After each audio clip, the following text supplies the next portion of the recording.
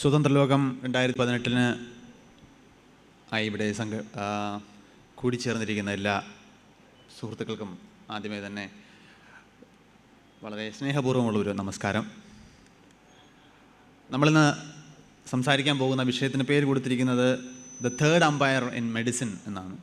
അപ്പോൾ ആദ്യമേ തന്നെ കുറച്ചധികം ജാമ്യങ്ങൾ നിങ്ങളുടെ മുമ്പിലേക്ക് ഞാൻ അവതരിപ്പിക്കുകയാണ്. ഒന്ന്, സംസാരിക്കാൻ പോകുന്ന വിഷയം മെഡിക്കൽ സയൻസിലെ ഒരു സാങ്കേതിക വിദ്യകളുടെ ഒരു സമുച്ചയത്തെക്കുറിച്ചാണ് സംസാരിക്കുന്നത്. ഞാനൊരു മെഡിക്കൽ പ്രൊഫഷണൽ അല്ല. എനിക്ക് +2 വരെ ബയോളജി പഠിച്ച ഒരു പരിചയം മാത്രമേ മെഡിസിനുമായിട്ടുള്ളൂ. അപ്പോൾ അതുകൊണ്ട് തന്നെ ഈ കാര്യത്തിൽ യാതൊരുവിധ ആധികാരികതയും ഞാൻ അവകാശപ്പെടുന്നില്ല. 2, ഇത് സാങ്കേതിക വിദ്യകളെ പരിചയപ്പെടുത്തുന്ന ഒരു പ്രഭാഷണമാക്കി അവതരിപ്പിക്കൽ ഏതാണ്ട് അസാധ്യമാണ്. കാരണം ഒന്നിലധികം പല സാങ്കേതിക വിദ്യകളുടെയും പിന്നിൽ പ്രവർത്തിക്കുന്ന അടിസ്ഥാന ശാസ്ത്രം മാത്രമേ ഇവിടെ അവതരിപ്പിക്കാൻ മാർഗമുള്ളൂ. കാരണം സാങ്കേതിക വിദ്യകൾ എന്ന് പറഞ്ഞാൽ പ്രയോഗത്തിലേക്ക് വരുമ്പോൾ അതൊരു എഞ്ചിനീയറിംഗ് സബ്ജക്റ്റാണ്. പലയിടത്തും മെഡിക്കൽ ഫിസിക്സ്, മെഡിക്കൽ ഇലക്ട്രോണിക്സ് എന്നൊക്കെ പറയുന്നത് അതിൻ്റെ തന്നെ നിലയിൽ വലിയ വ്യാപ്തിയുള്ള പഠന വിഷയങ്ങളാണ്. അപ്പോൾ അതിൻ്റേതായ ആഴം ആവശ്യമുണ്ട്. അപ്പോൾ ആ കാര്യം നമുക്കിവിടെ കൈകാര്യം ചെയ്യുന്നതിന് പരിമിതികളുണ്ട്. അപ്പോൾ അതിനുള്ളിൽ ഈ അടിസ്ഥാന ശാസ്ത്രം മാത്രമേ പറയുന്നുണ്ട്. ഇതിൻ്റെ ഒരു വിഹക വീക്ഷണം, ഇത് ഞാൻ ഈ വിഷയവുമായിട്ട് നേരിട്ട് ബന്ധമില്ലാത്ത ഒരാളെന്ന നിലയിൽ എന്തിനിത് തിരഞ്ഞെടുത്തു എന്ന ചോദ്യത്തിനുള്ള ഉത്തരം വളരെ ലളിതമാണ്. ഒരുപാട് പേർക്ക് ഇതിനെക്കുറിച്ച് ഒരുപാട് ദുരൂഹതകളുണ്ട്. നമ്മുടെ നാട്ടിൽ കഴിഞ്ഞ കുറേ കാലങ്ങളായിട്ട് ആധുനിക വൈദ്യശാസ്ത്രത്തിനെതിരെ നടക്കുന്ന പ്രചാരണങ്ങൾ ശ്രദ്ധിച്ചു കഴിഞ്ഞാൽ ഇത്തരം സാങ്കേതിക വിദ്യകളെയും അവയുടെ ഉപയോഗത്തെയും വല്ലാതെ ഭയപ്പെടുത്തുന്ന രീതിയിൽ വക്രീകരിച്ച് ചിത്രീകരിക്കുന്നൊരു പ്രവണതയുണ്ട്. കുറച്ച് നാൾ മുമ്പ് നമ്മൾ എല്ലാം കണ്ടതാണ്, ഒരു ബിറ്റിനുള്ളിൽ 1000 ഇമേജസ് സേവ് ചെയ്ത് വെച്ചിട്ടാണ് നിങ്ങളുടെ എക്സ്റേ ഇമേജ് അല്ലെങ്കിൽ സ്കാൻ ഇമേജ് എടുക്കുന്നത് എന്ന് പറഞ്ഞിട്ട് ഒരു കപട ചികിത്സകൻ്റെ വക്താവ് പ്രചരിപ്പിക്കുകയും ആ വീഡിയോയ്ക്ക് ലക്ഷക്കണക്കിന് വ്യൂവർഷിപ്പ് കിട്ടുകയും ചെയ്തു. അതായത് ഒരു ബിറ്റിൽ, ആ ബിറ്റ് എന്താണെന്ന് അദ്ദേഹത്തിന് അറിയില്ല, എങ്ങനെയാണ് അതിനകത്ത് ചിത്രം എടുക്കുന്നതെന്ന് അറിയില്ല, ഒരു ബിറ്റിനകത്ത് 1000കണക്കിന് ഇമേജസ് സേവ് ചെയ്ത് വെക്കുകയും നിങ്ങൾ ആ സ്കാനിങ് മെഷീനിലോട്ട് കയറുമ്പോൾ നിങ്ങളുടേതല്ലാത്ത നേരത്തെ സേവ് ചെയ്ത് വെച്ചിരിക്കുന്ന ഒരു പടം നിങ്ങൾക്ക് തരികയും ചെയ്യുകയാണ് എന്ന് പറയുകയും ആ വീഡിയോയ്ക്ക് പിന്നിൽ ആൾക്കാർ വളരെ ഇൻഫർമേറ്റീവ് എന്നൊക്കെ കമൻ്റ് ഇടുകയും ചെയ്യുന്നു. അങ്ങനെ ഒരു സമൂഹത്തിൽ നമ്മൾ ജീവിക്കുമ്പോൾ ഇത് അങ്ങനെ മാജിക് ഒന്നുമല്ല എന്ന് അവതരിപ്പിക്കുക എന്ന കാര്യം മുമ്പിലേക്ക് വെക്കുക മാത്രമാണ് ഈ വിഷയാവതരണത്തിലൂടെ ഞാൻ ഉദ്ദേശിക്കുന്നത്. തേർഡ് അമ്പയർ എന്ന വാക്കിൻ്റെ സാങ്കത്യം എന്ന് പറയുന്നത് പലപ്പോഴും ഒരു ഡോക്ടർ നിങ്ങളുടെ ശരീരത്തെ പരിശോധിക്കുമ്പോൾ നിങ്ങളുടെ രോഗാവസ്ഥ എന്താണ്, അതിൻ്റെ കാരണം എന്താണ് എന്ന് മനസ്സിലാക്കാൻ ശ്രമിക്കുമ്പോൾ ഡോക്ടർക്ക് പരിമിതികളുണ്ട്. അദ്ദേഹത്തിന് നിങ്ങളുടെ ശരീരത്തിനുള്ളിലേക്ക് നോക്കാൻ മാർഗങ്ങളില്ല. നിങ്ങൾ മുമ്പിൽ വന്നിരിക്കുന്നു, നിങ്ങൾ പറയുന്ന ലക്ഷണങ്ങളാണ് കേൾക്കുന്നത്.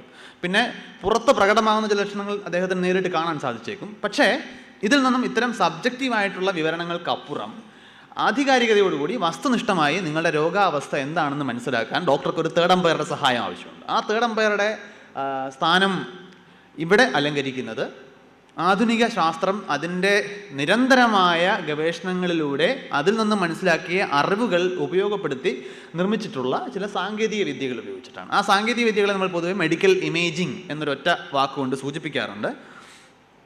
അത് അതിൻ്റേതായ രീതിയിൽ വലിയ വ്യാപ്തിയുള്ള വിഷയമാണെന്ന് ഞാൻ പറഞ്ഞു. അതുകൊണ്ട് തന്നെ ഇവിടെ ആ മെഡിക്കൽ ഇമേജിംഗ് എന്നുകൊണ്ട് പൊതുവേ ലൂസായിട്ട് നമ്മൾ പറയുമ്പോൾ ഉദ്ദേശിക്കുന്ന കാര്യങ്ങളിൽ കുറച്ച് ഭാഗത്തെ മാത്രമേ നമ്മൾ പരിശോധിക്കുന്നുള്ളൂ. അതിൽ തന്നെ 2 വ്യത്യാസങ്ങൾ ഉള്ളത്. ഒന്ന്, ഒരു ഇമേജ് വേഴ്സസ് എ ഗ്രാഫ്. അപ്പോൾ മെഡിക്കൽ ഇമേജിംഗ് എന്ന് പറയുമ്പോൾ പൊതുവെ ലൂസായിട്ട് ഇത് രണ്ടിനും ചേർത്ത് പറയാറുണ്ട്. ആ വലതുവശത്തും ഇടതുവശത്തും കാണുന്ന ചിത്രങ്ങൾ പരിശോധിച്ചാൽ നിങ്ങൾക്ക് മനസ്സിലാവും. ഒന്നൊരു ഫോട്ടോഗ്രാഫ് പോലെയാണ്, നിങ്ങൾക്ക് കാണാൻ സാധിക്കുന്ന ഒന്നാണ്, അതിൽ നിന്നാണ് നിങ്ങൾ മനസ്സിലാക്കുക. ഇപ്പോൾ നമ്മളൊരാളുടെ മുഖം കണ്ടിട്ട് അയാളെക്കുറിച്ചിട്ട് കാര്യം മനസ്സിലാക്കുന്ന പോലെ, അല്ലെങ്കിൽ ഒരു ചിത്രം കണ്ടിട്ട്, അല്ലെങ്കിൽ നമ്മളൊരു ഈ മുറിയിലെ അല്ലെങ്കിൽ ഈ ഒരു വലിയ ഓഡിറ്റോറിയത്തിൽ എങ്ങനെയാണ് കസേരകളും വാതിലുകളും ഒക്കെ ക്രമീകരിച്ചിരിക്കുന്നത് നമ്മൾ കണ്ട് മനസ്സിലാക്കുന്നത് പോലെ ഇമേജ് എന്ന് പറഞ്ഞാൽ അങ്ങനെ നമ്മൾ കണ്ടാണ് വിവരങ്ങൾ മനസ്സിലാക്കുക. കാണുന്നത് എന്താണോ അതിൽ നിന്നാണ് നമ്മൾ വിവരങ്ങൾ പഠിക്കുന്നത്. വലതുവശത്ത് കാണുന്നത് ഒരു ഗ്രാഫാണ്. അത് അതേപടി നിങ്ങളോടൊന്നും പറയുന്നില്ല, അത് കണ്ടാൽ നിങ്ങൾക്കൊന്നും മനസ്സിലാക്കാൻ സാധ്യതയില്ല, provided you are A learned person. നിങ്ങൾക്കത് എന്താണ്, അവിടെ എന്താണ് ആ വര കൊണ്ട് സൂചിപ്പിച്ചിരിക്കുന്നത്, അതിൻ്റെ ഇങ്ങനെ ഈ കാണിച്ചിരിക്കുന്ന പല രൂപത്തിൽ തിരിഞ്ഞ കുറേ വരകളൊക്കെ ഉണ്ട്, ഇതുകൊണ്ട് എന്താ ഉദ്ദേശിക്കുന്നത് എന്ന് പഠിച്ചിട്ടില്ല എന്നുണ്ടെങ്കിൽ അതുകൊണ്ട് നമുക്ക് പ്രത്യേകിച്ച് പ്രയോജനമൊന്നുമില്ല. അപ്പോൾ ഇവിടെ ഈ മെഡിക്കൽ ഇമേജിംഗ് എന്നുകൊണ്ട് ഉദ്ദേശിക്കുന്നത് അതിൽ ഇടത് ഭാഗത്ത് കാണുന്ന ഇമേജസിന് മാത്രമേ നമ്മൾ പരിഗണിക്കുന്നുള്ളൂ. മറ്റത് വളരെ പ്രധാനപ്പെട്ടതാണ്. നേരത്തെ രതീഷിൻ്റെ സംസാരത്തിൽ വന്നതുപോലെ ഇപ്പോൾ ECG, EEG എന്നൊക്കെ പറഞ്ഞ് നമ്മൾ കേൾക്കുന്ന പല സാങ്കേതിക വിദ്യകളും ഇമേജസ് അല്ല, അവിടെ എല്ലാം ഉപയോഗിക്കുന്ന ഇത്തരം ഗ്രാഫുകളാണ്. പലപ്പോഴും നമ്മുടെ ശരീരത്തിൻ്റെ പല ഭാഗങ്ങളിലുണ്ടാകുന്ന ചെറിയ ചെറിയ വോൾട്ടേജസിൻ്റെയൊക്കെ വേരിയേഷൻ, അത് സമയത്തിനനുസരിച്ച് എങ്ങനെ മാറുന്നു, സ്ഥാനത്തിനനുസരിച്ച് എങ്ങനെ മാറുന്നു, ഇങ്ങനെയുള്ളൊരു വിവരം, അത് കുറച്ചുകൂടി സാങ്കേതികമായ വിഷയം എന്ന് പറയാം. അതിന് തൽക്കാലം നമ്മൾ മാറ്റി നിർത്തുന്നു. പിന്നെയുള്ളത് ഒരു ഭാഗം കൂടെ മാറ്റി നിർത്താൻ കരുതുന്നു. മറ്റൊന്ന് വിസിബിൾ ആൻഡ് ഇൻവിസിബിൾ. അതായത് ഇപ്പോൾ ഒരാളെ കാണുമ്പോൾ നമുക്ക് അയാളെക്കുറിച്ച് കാണുന്നത് വിസിബിളാണ്, നമുക്ക് സാധാരണ ഒരു മനുഷ്യന് കണ്ണുകൊണ്ട് കാണാൻ കഴിയുന്ന കാര്യങ്ങളാണ്. ഇതുപോലൊരു ആസ്പെക്ട് നിങ്ങളുടെ ശരീരത്തിൻ്റെ അന്തർഭാഗത്തിനുമുണ്ട്. ഇപ്പോൾ നിങ്ങളുടെ ആമാശയം അകത്ത് എങ്ങനെയാണ് ഇരിക്കുന്നതെന്ന് നിങ്ങൾക്ക് കാണാൻ പറ്റും. പക്ഷേ ഒറ്റ കുഴപ്പമേ ഉള്ളൂ, നിങ്ങളുടെ കണ്ണുകൾക്ക് അതിനകത്ത് ചെല്ലാൻ പറ്റുന്നില്ല. അപ്പോൾ അതുകൊണ്ട് നിങ്ങൾക്കത് കാണാൻ കഴിയുന്നില്ല. പക്ഷേ അവിടെ നിന്നുള്ള പ്രകാശത്തിന് നിങ്ങളുടെ കണ്ണിലേക്ക് എത്താൻ സാധിച്ചാൽ സ്വാഭാവികമായിട്ടും അയാളുടെ മുഖം കാണുന്ന പോലെ അയാളുടെ ആമാശയത്തിൻ്റെ ഉൾഭാഗവും നമുക്ക് കാണാൻ സാധിക്കും. അതിന് നമ്മളെ സഹായിക്കുന്നത് ഇപ്പോൾ എൻഡോസ്കോപ്പി എന്നൊക്കെ പറയുന്ന പോലത്തെ സാങ്കേതിക വിദ്യയാണ്. അവിടെ ചെയ്യുന്നത്, നമ്മളിപ്പോൾ ഇവിടെ ഞാനിപ്പോൾ സംസാരിച്ചുകൊണ്ട് നിൽക്കുന്നത് പല ക്യാമറകളിൽ ഒപ്പിയെടുക്കുന്നുണ്ട്. പക്ഷേ ക്യാമറ എനിക്ക് വെളിയിലിരുന്നുകൊണ്ട് എന്നെ പുറമേ നിന്ന് എങ്ങനെ കാണുന്നു എന്നാണ് ഒപ്പിയെടുക്കുന്നത്. ഈ ഒരു ക്യാമറയ്ക്ക് എൻ്റെ ശരീരത്തിനകത്തേക്ക് കയറാൻ സാധിച്ചു കഴിഞ്ഞാൽ ഇതുപോലെ തന്നെ അതിനകത്തെ കാഴ്ചകൾ നമുക്ക് പുറത്തേക്ക് കാണാൻ സാധിക്കും, റെക്കോർഡ് ചെയ്യാൻ സാധിക്കും.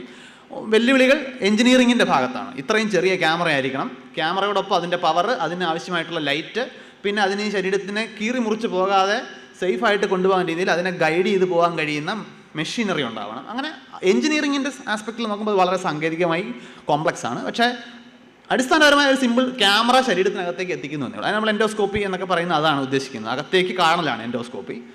അത് നമ്മൾ തൽക്കാലം മാറ്റി നിർത്തുന്നത്. സാങ്കേതിക എഞ്ചിനീയറിംഗ് വെല്ലുവിളികൾ മാത്രമേ ഉള്ളൂ. മറ്റേത് ഇൻവിസിബിളായിട്ടുള്ള, നമുക്ക് കാഴ്ച കൊണ്ട് നേരിട്ട് തിരിച്ചറിയാൻ പറ്റാത്ത ചിത്രങ്ങളെക്കുറിച്ചാണ് നമ്മളിന്ന് സംസാരിക്കാൻ പോകുന്നത്. അതാണ് ഇവിടുത്തെ മെഡിക്കൽ ഇമേജിങ്. ഇതിൻ്റെ തുടക്കം നമുക്ക് ഈ ഫോട്ടോയിൽ കാണുന്ന വിൽഹെം കോൺറാഡ് റോൺജൻ എന്ന് പറയുന്ന ഒരു മനുഷ്യനിലേക്ക് കൊണ്ടെത്തിക്കാം. അദ്ദേഹം ഒരു ഫിസിസിസ്റ്റാണ്. 1901 ഫിസിക്സിനുള്ള ആദ്യത്തെ നോബൽ പ്രൈസ് നേടിയ ആളാണ് വിൽഹെം കോൺറാഡ് റോൺജൻ. റോൺജൻ ബോധപൂർവം എടുത്തൊരു തീരുമാനമായിരുന്നില്ല ഈ കണ്ടെത്തൽ.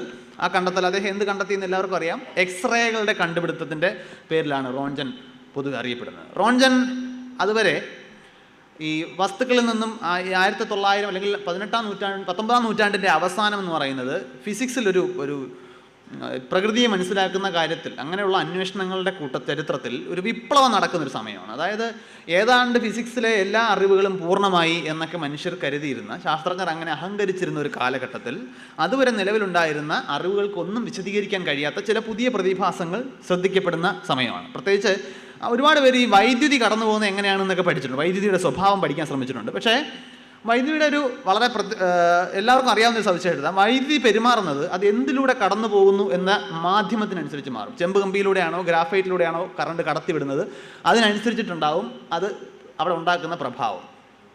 അങ്ങനെയാണെന്നുണ്ടെങ്കിൽ ഇങ്ങനൊരു മീഡിയം ഇല്ലാതെ വൈദ്യുതി കടന്നു പോയാൽ വൈദ്യുതിയുടെ തന്നെ സ്വഭാവം നമുക്ക് മനസ്സിലാവും, വൈദ്യുതിയുടെ തനി സ്വരൂപം നമുക്ക് പിടികിട്ടും. അപ്പോൾ അതുകൊണ്ട് 19ാം നൂറ്റാണ്ടിൻ്റെ അവസാനമാണ് ഈ വാക്വം നമുക്ക് സൃഷ്ടിക്കാൻ പറ്റുന്നത്. അതുവരെ നമുക്ക് ഒന്നുമില്ലായ്മ എന്ന് ഉദ്ദേശിച്ചാൽ എയറാണ് നമ്മുടെ അന്നത്തെ ഒന്നുമില്ലായ്മ. ഈ എയറിനെ കൂടി മാറ്റി ഒരു ഒന്നുമില്ലായ്മ അല്ലെങ്കിൽ ഒരു വാക്വം സൃഷ്ടിക്കാൻ സാധിച്ചത് ആ ഒരു സാങ്കേതിക വിദ്യ വന്നത് 19ാം നൂറ്റാണ്ടിൻ്റെ അവസാനമാണ്. അപ്പോൾ പല ആളുകളും ഇതുപോലെ ഗ്ലാസ് ട്യൂബിനുള്ളിൽ വാക്വം സൃഷ്ടിച്ചിട്ട് അതിനകത്തൂടെ കറണ്ട് കടത്തിവിടാൻ ശ്രമിച്ചു. അപ്പോഴാണ് ഈ കറണ്ടിന് തനി സ്വരൂപം പുറത്തു വരുന്നത്. അപ്പോൾ ഇതിലിങ്ങനെ ഒരുപാട് പഠനങ്ങൾ ഒരുപാട് പേര് നടത്തിക്കൊണ്ടിരിക്കുന്ന സമയത്ത് അതുപോലൊരു പഠനം നടത്തിയ ആളാണ് നമ്മുടെ റോൺജൻ. പക്ഷേ റോൺജൻ ശ്രദ്ധിച്ച കാര്യം, മൂടി വെച്ചിരുന്ന ഒരു ഫോട്ടോഗ്രാഫിക് പ്ലേറ്റ് എക്സ്പോസ്ഡ് ആയിപ്പോയി. അതെങ്ങനെയാണെന്ന് മനസ്സിലാകുന്നില്ല. അതായത് അവിടെ പ്രകാശം ഉണ്ടായിരുന്നില്ല, ഡാർക്കാണ്. പക്ഷേ ഈ മൂടി വെച്ചിരുന്ന സാധനം എക്സ്പോസ്ഡ് ആയി. എന്തോ കാണാൻ കഴിയാത്ത എന്തോ ഒരു സംഗതി ഇതിനകത്തേക്ക് എത്തിയിട്ടുണ്ട്. അപ്പോൾ റോൺജൻ അതിൽ നിന്നും ഊഹിച്ചെടുത്തത് അതുവരെ ആരും കണ്ടിട്ടില്ലാത്ത അജ്ഞാതരായ ഒരു രശ്മി, ഒരു റേ. അപ്പോൾ മാത്തമാറ്റിക്സിൻ്റെ ഒരു രീതി നമുക്കറിയാം. നമ്മൾ സ്കൂളിലൊക്കെ പഠിക്കുമ്പോൾ, ആൽജിബ്രയൊക്കെ പഠിക്കുമ്പോൾ നമുക്ക് അറിയാത്ത ആ പാരാമീറ്ററിനെ സപ്പോസ് അതിനെ നമുക്ക് എക്സ് എന്ന് വിളിക്കാം എന്ന് പറയും. റോൺജനും ആ ഒരു ലോജിക്കാണ് അവിടെ ഉപയോഗിച്ചത്. അതിനെ അദ്ദേഹം എക്സ് റേസ് എന്നങ്ങ് വിളിച്ചു. പക്ഷേ ആ പേര് അങ്ങ് പതിഞ്ഞു പോയി. ഇപ്പോഴും 21ാം നൂറ്റാണ്ടിൽ നമ്മൾ അതിനെ എക്സ് റേസ് എന്ന് വിളിക്കുന്നു എന്നേ ഉള്ളൂ. അദ്ദേഹം നോക്കിയപ്പോൾ ഈ റേസിന് നമുക്ക് പ്രകാശം കടന്നു പോകാത്തതെന്ന് കരുതിയ പല വസ്തുക്കളെയും തുളച്ച് കയറിപ്പോകാൻ പറ്റും. അപ്പോൾ റോൺജൻ്റെ ഏറ്റവും ഫേമസ് ആയിട്ടുള്ളൊരു ഫോട്ടോഗ്രാഫുണ്ട്, ആ വലതുവശത്ത് കാണുന്നത്. അദ്ദേഹത്തിൻ്റെ തന്നെ ഭാര്യയുടെ കൈകൾ ഉപയോഗിച്ച് അദ്ദേഹം ഈ എക്സ്റേ ഫോട്ടോഗ്രാഫിക് പ്ലേറ്റിലേക്ക് പതിപ്പിച്ചു. അപ്പോൾ കൈക്കകത്തുള്ള അസ്ഥികളും ആ കയ്യിൽ ഒരു വിരൽ അല്പം തടിച്ചിരിക്കുന്നതാണ്. അവിടെ അവർ കരുതിയിരുന്ന ആ ലേഡി ധരിച്ചിരുന്ന ഒരു മോതിരമാണ്. ആ മോതിരവും മാത്രം കറുത്ത നിറത്തിൽ, ബാക്കി എല്ലാ ഭാഗവും ഫിലിം എക്സ്പോസ്ഡ് ആയിപ്പോയി. അപ്പോൾ ഈ സാധനത്തിന് ഫ്ലഷിൽ അല്ലെങ്കിൽ മാംസത്തിലൂടെ കടന്നു പോകാൻ സാധിക്കും, അസ്ഥികളിലൂടെയോ അല്ലെങ്കിൽ അതുപോലെ കട്ടിയുള്ള എന്തെങ്കിലും ലോഹങ്ങളിലൂടെയോ ഇതിന് കടന്നു പോകാൻ സാധിക്കില്ല. ആ ഒരു പ്രത്യേകത അദ്ദേഹം കണ്ടെത്തി. ഇത് ഒറ്റ നോട്ടത്തിൽ തന്നെ ഇങ്ങനെ ഒരു സാധനം കണ്ടുപിടിക്കുന്ന ആളിന് ഇതിൻ്റെ സാധ്യതകളെക്കുറിച്ച് ഊഹിക്കാവുന്നതേ ഉള്ളൂ. കാരണം മനുഷ്യൻ്റെ ശരീരത്തിനകത്ത് എന്താണ്, ഒരു ഒടിവുമായിട്ട് ഒരാൾ വന്നു കഴിഞ്ഞാൽ അകത്ത് എന്താണ് എന്ന് മനസ്സിലാക്കാൻ ഒരു മാർഗ്ഗമില്ലാത്തൊരു കാലത്ത് അയാളുടെ വേദനയാണ് അത് കാണുന്നത് മുഴുവൻ. പക്ഷേ അതുകൊണ്ട് തന്നെ ഈ സാധ്യത വളരെ പെട്ടെന്ന് തിരിച്ചറിയപ്പെട്ടു. 6 മാസത്തിനുള്ളിൽ റോൺജൻ്റെ ഈ ഒരു കണ്ടെത്തൽ ടെക്നോളജി ആയി കഴിഞ്ഞു. എല്ലാ ഹോസ്പിറ്റലുകളിലും എക്സ്റേ ഇമേജിങ് വന്നു. ആദ്യമായിട്ട് മനുഷ്യൻ എക്സ്റേ എന്ന് പറയുന്ന വസ്തുക്കളെ ഈ റേസ് അദൃശ്യ കിരണങ്ങളെ ശരീരത്തിലൂടെ കടത്തി വിടുമ്പോൾ മാംസങ്ങളിലൂടെ അത് കടന്നു പോവുകയും അസ്ഥി അതുപോലെ മറ്റ് ധരിച്ചിരിക്കുന്ന നമ്മുടെ ഷർട്ടിൻ്റെ അല്ലെ മെറ്റൽ ഹൂക്കോ ബട്ടണോ ഒക്കെ ഉണ്ടെങ്കിൽ അതെല്ലാം ഷാഡോ ആയി കിടക്കും. അതാണ് ആ കാണുന്ന, ഇതാണ് ആദ്യത്തെ എക്സ്റേ ഇമേജ് എന്ന് പറയുന്നത്. എങ്ങനെയാണ് ഈ എക്സ്റേസ് ഉണ്ടാക്കുന്നത്? വളരെ ബേസിക് ആയിട്ടുള്ളൊരു അറിവാണ്. ഇതുപോലെ നമ്മൾ നേരത്തെ പറഞ്ഞ പോലെ വായു നീക്കം ചെയ്ത ട്യൂബിൻ്റെ അപ്പുറവും ഇപ്പുറവും നമ്മൾ 2 ഇലക്ട്രോഡ്സ് വെച്ചിട്ട് ഇവയ്ക്കിടയിൽ ഭയങ്കര ഹൈ വോൾട്ടേജ് അപ്ലൈ ചെയ്യും. അപ്പോൾ ഇലക്ട്രോൺസ് ഇതിൻ്റെ നെഗറ്റീവ് അപ്ലൈ ചെയ്തേക്കുന്ന ഭാഗത്തുനിന്ന് ഇലക്ട്രോൺസിന് വേറൊരു മാർഗ്ഗമില്ല, പക്ഷേ ഭയങ്കര പൊട്ടൻഷ്യലാണ്. പൊട്ടൻഷ്യൽ എന്ന് പറഞ്ഞാൽ ഒരു തള്ളാണ്, ഇലക്ട്രോണിനെ മുമ്പോട്ട് നീക്കുന്ന ഒരു തള്ളാണ് നമ്മൾ പൊട്ടൻഷ്യൽ സൂചിപ്പിക്കുന്നത്. അതെന്തെങ്കിലും മീഡിയം ഉണ്ടെങ്കിൽ മീഡിയത്തിൻ്റെ സ്വഭാവത്തിനനുസരിച്ചിരിക്കും എത്രത്തോളം ഇലക്ട്രോൺസ് ഒഴുകുന്നു എന്നുള്ളത്. ഇപ്പോൾ ചെമ്പ് കമ്പിയാണെങ്കിൽ പെട്ടെന്ന് ഒഴുകിപ്പോവും, കുറച്ചുകൂടെ പ്ലാസ്റ്റിക് ആണെന്നുണ്ടെങ്കിൽ ഇലക്ട്രോൺസിനെ ഒഴുക്കാൻ ബുദ്ധിമുട്ടാണ്. പക്ഷേ വായുവിൻ്റെ എന്നാൽ പോലും നമ്മൾ ആലോചിക്കേണ്ടത് ഒരു പരിധിക്കപ്പുറം വോൾട്ടേജ് ഉണ്ടെന്നുണ്ടെങ്കിൽ കുറഞ്ഞ അളവിലായാൽ പോലും ഒരു പരിധിക്കപ്പുറം ആയിക്കഴിഞ്ഞാൽ ഇലക്ട്രോൺസ് ഒഴുകാൻ തുടങ്ങും. ചിലപ്പോൾ അത് ആ മീഡിയം നശിപ്പിച്ചേക്കാം, അത് വേറെ, നമുക്ക് ആ വിഷയത്തിലോട് ഇപ്പോൾ തൽക്കാലം പോകുന്നില്ല. എന്തായാലും വായു നീക്കം ചെയ്ത് കഴിഞ്ഞാൽ ഇലക്ട്രോൺസ് അവയുടേതായ നിലയ്ക്ക് തന്നെ ഒരറ്റത്തു നിന്ന് ഒഴുകി മറ്റേ അറ്റത്തേക്ക് വരും. മറ്റേ അറ്റത്ത് പോസിറ്റീവാണ്. അപ്പോൾ ഇലക്ട്രോൺസ് ഈ വാക്വത്തിലോട്ട് ചാടിപ്പോവും. ചൂടാവുമ്പോൾ ആ നെഗറ്റീവ് ടെർമിനലിൽ നിന്നും ആ മെറ്റൽ ചൂടായി അവിടെ നിന്ന് ഇലക്ട്രോൺസ് വെളിയിലേക്ക് വരും. അന്ന് ഇതാണ് ഇലക്ട്രോൺസിനെ കണ്ടുപിടിക്കുന്നതിലേക്ക് നയിച്ചത്. ഇതാണ് അന്ന് അതിനെ നെഗറ്റീവ് ഇലക്ട്രോഡിനെ കാഥോഡെന്നും പോസിറ്റീവ് ഇലക്ട്രോഡിനെ ആനോഡെന്നുമാണ് പൊതുവെ സയൻസിൽ വിളിക്കുക. അപ്പോൾ കാഥോഡിൽ നിന്നും എന്തോ കണികകൾ വരുന്നുണ്ട്, അതിനെ കാഥോഡ് റേസ് എന്ന് വിളിച്ചു. പിന്നീട് ഇത് കാഥോഡ് റേ അല്ലെന്നും ഇലക്ട്രോൺസ് ആണെന്നും പിന്നീടാണ് കണ്ടെത്തുന്നത്. നമുക്കിവിടെ കാഥോഡ് റേസ് എന്ന് വിളിക്കാം. ഈ കാഥോഡ് റേസിന് നല്ല എനർജിയുള്ള ഇലക്ട്രോൺസാണ്. ഇതിങ്ങനെ ഒഴുകി വന്നിട്ട് ഇപ്പുറത്തിരിക്കുന്ന ആനോഡിലിരിക്കുന്ന ഭാഗത്ത് വന്ന് ഇടിക്കും. അവിടെ ഒരു മെറ്റൽ വെച്ച് കൊടുത്തു കഴിഞ്ഞാൽ, അവിടെ സാധാരണ ഉപയോഗിച്ചത് ടങ്സ്റ്റൺ എന്ന് പറയുന്ന മെറ്റലാണ്. ഈ ടങ്സ്റ്റണിൽ ഈ ഇലക്ട്രോൺ നല്ല എനർജിയുള്ള ഇലക്ട്രോൺ വന്ന് ഇടിക്കുമ്പോൾ ടങ്സ്റ്റണിലെ ആറ്റങ്ങൾ ഈ ഊർജ്ജം കുറേ അങ്ങ് അബ്സോർബ് ചെയ്യും. ആറ്റങ്ങൾ അബ്സോർബ് ചെയ്യാൻ ഉദ്ദേശിക്കുന്ന ആറ്റങ്ങളുടെ ന്യൂക്ലിയസിന് ചുറ്റുമുള്ള ഇലക്ട്രോൺസ് ആണ് അബ്സോർബ് ചെയ്യുന്നത്. ഇലക്ട്രോൺസ് അബ്സോർബ് ചെയ്ത് കഴിഞ്ഞാൽ ഇലക്ട്രോൺസ് കുറച്ച് എക്സൈറ്റഡ് ആവും. നമ്മൾ ചില ആൾക്കാർ അല്പം അകത്തേക്ക് ചെല്ലുമ്പോൾ എക്സൈറ്റഡ് ആവുന്ന പോലെ ഈ എനർജി കിട്ടിക്കഴിഞ്ഞാൽ ഇലക്ട്രോൺ നേരെ എക്സൈറ്റഡ് ആയി മുകളിൽ പോകും. പക്ഷേ ഫിസിക്സിൽ ഒരു ബേസിക് പ്രിൻസിപ്പിൾ എന്ന് പറഞ്ഞാൽ ഒരുപാട് എനർജി കിട്ടി എക്സൈറ്റഡ് ആയിട്ട് ഒരു വസ്തുവിന് അവിടെ ഇരിക്കാൻ സാധിക്കില്ല. അത് എപ്പോഴെങ്കിലും ഇത് പുറത്തേക്ക് കളഞ്ഞിട്ട് തിരിച്ചു വരും. അപ്പോൾ ഈ ഇലക്ട്രോൺസ് ഈ എനർജി പുറത്തേക്ക് വിട്ടുകൊണ്ട് പഴയ സ്ഥാനത്തേക്ക് തിരിച്ചു വരും. ആ എനർജിയാണ് എക്സ്റേസ് എന്ന് പറയുന്ന കിരണങ്ങളായിട്ട് പുറത്തേക്ക് വരുന്നത്. ഇത് എൻ്റെ ഏറ്റവും റുഡിമെൻ്ററി ആയിട്ടുള്ള ചിത്രമാണ്. എക്സ്റേ ട്യൂബ് ഇന്നത്തെ മെഷീനുകളിൽ എക്സ്റേ ജനറേറ്റ് ചെയ്യുന്നത് വളരെ സങ്കീർണമായ കോംപ്ലക്സ് മെഷീനറി വെച്ചിട്ടുണ്ട്. കാരണം ഇത് വന്ന് വീഴുമ്പം ആനോട് ചൂടാവും. അപ്പോൾ ആ ചൂടിന് വേണ്ടിയിട്ട് സർക്കുലേറ്റിംഗ് വാട്ടർ വേണം. അങ്ങനെയൊക്കെയുള്ള ഒരുപാട് സാങ്കേതിക വെല്ലുവിളികളുണ്ട്. ഇതാണ് അതിൻ്റെ അടിസ്ഥാനം. ഇങ്ങനെയാണ് എക്സ്റേസ് നമ്മൾ ഉണ്ടാക്കുന്നത്. ഇത് ഇൻവിസിബിൾ എക്സ്റേസ് ആണ്. ഇനി ഈ എക്സ്റേസിൻ്റെ ഇങ്ങനെ ഒരുപാട് നമുക്ക് കാണാൻ കഴിയാത്ത ഒരുപാട് റേഡിയേഷൻസ് ഉണ്ട്. നമ്മൾ എക്സ്റേ അൾട്രാ വയലറ്റ് റേസ് എന്നൊക്കെ വിളിക്കുന്ന, പിന്നെ ചില ആറ്റങ്ങളുടെ ഉള്ളിൽ നിന്നും പുറത്തേക്ക് വരുന്ന alpha rays, beta rays, gamma rays എന്നൊക്കെ പറയുന്ന കുറേയേറെ റേഡിയേഷൻസ് ഉണ്ട്. അവയെല്ലാം നമ്മൾ ആൽഫ എന്ന് പറയുന്നത് ശരിക്കും ചെറിയ ഹീലിയം ന്യൂക്ലിയസ്, ഹീലിയം ആറ്റങ്ങളുടെ ന്യൂക്ലിയസ് ഒഴുകി വരുന്നതിന് തുല്യമാണ്. ഞാനത് ജസ്റ്റ് ഒരു റെപ്രസെൻറ്റേറ്റീവായിട്ട് കാണിച്ചു തന്നേ ഉള്ളൂ. ഇതിൽ ഓരോന്നിനും ചില പെനിട്രേഷൻ കപ്പാസിറ്റിയാണ്. അതിന് നമ്മൾ പെനിട്രേഷൻ എന്നാണ് വിളിക്കുക. അതായത് ഇങ്ങനെ എന്തിലൂടെയൊക്കെ തുളച്ച് കടന്നു പോകാൻ പറ്റും. ഇപ്പോൾ ഗാമ റേസ് വളരെ എനർജറ്റിക്കാണ്. നമ്മുടെ ശരീരത്തിൽ കൂടെ സുഖമായിട്ട് കടന്നു കയറി പോകും. എന്ന് മാത്രമല്ല ശരീരത്തിൽ ഇഷ്ടംപോലെ ഡാമേജ് ഉണ്ടാക്കാൻ സാധ്യതയുള്ളതാണ്. ഇന്നത്തെ റേഡിയോ തെറാപ്പി എന്ന് പറയുന്ന, അതായത് നാട്ടിൻപുറത്ത് ലൈറ്റ് അടിപ്പിക്കുക എന്ന് പറയുന്നത്, ക്യാൻസറിന് ലൈറ്റ് അടിപ്പിക്കുന്ന ഒരു ചികിത്സയുണ്ട്. അവിടെ ഗാമ റേസ് എന്ന് പറയുന്ന ഇലക്ട്രോ മാഗ്നറ്റിക് റേഡിയേഷൻ ഉപയോഗിക്കുന്നത്. ഹൈ എനർജി ആയതുകൊണ്ട് അത് എവിടേക്കാണോ വീഴുന്നത് അവിടെ നശിപ്പിച്ച് കളയാനുള്ള എനർജി അതിനകത്തുണ്ട്. പിന്നെ ആൽഫ നമുക്ക് തൽക്കാലം ഒഴിവാക്കാം. ഇതിനകത്ത് എക്സ്റേ മാത്രം എടുക്കുക. എക്സ്റേക്ക് ഇതുപോലെ ഫ്ലഷൊക്കെ കടന്നു പോകാൻ പറ്റും. ലെഡൊക്കെ ആണെന്നുണ്ടെങ്കിൽ എക്സ്റേ തട്ടി നിൽക്കും, അകത്തേക്ക് കടന്നു പോകുന്നില്ല. ഇനി നമുക്ക് നമ്മുടെ ശരീരത്തിലാണ് മാത്രമാണ് നമ്മുടെ വിഷയം എന്നുള്ളത് ശരീരത്തിലേക്ക് വരാം. ഇങ്ങനെ ഒരു റേഡിയേഷൻ നമ്മുടെ ശരീരത്തിനകത്തേക്ക് വന്നാൽ, ശരീരത്തിലേക്ക് വീണ് കഴിഞ്ഞാൽ അതിന് എന്തൊക്കെ സംഭവിക്കാം? 3 സാധ്യതകളുള്ളത്.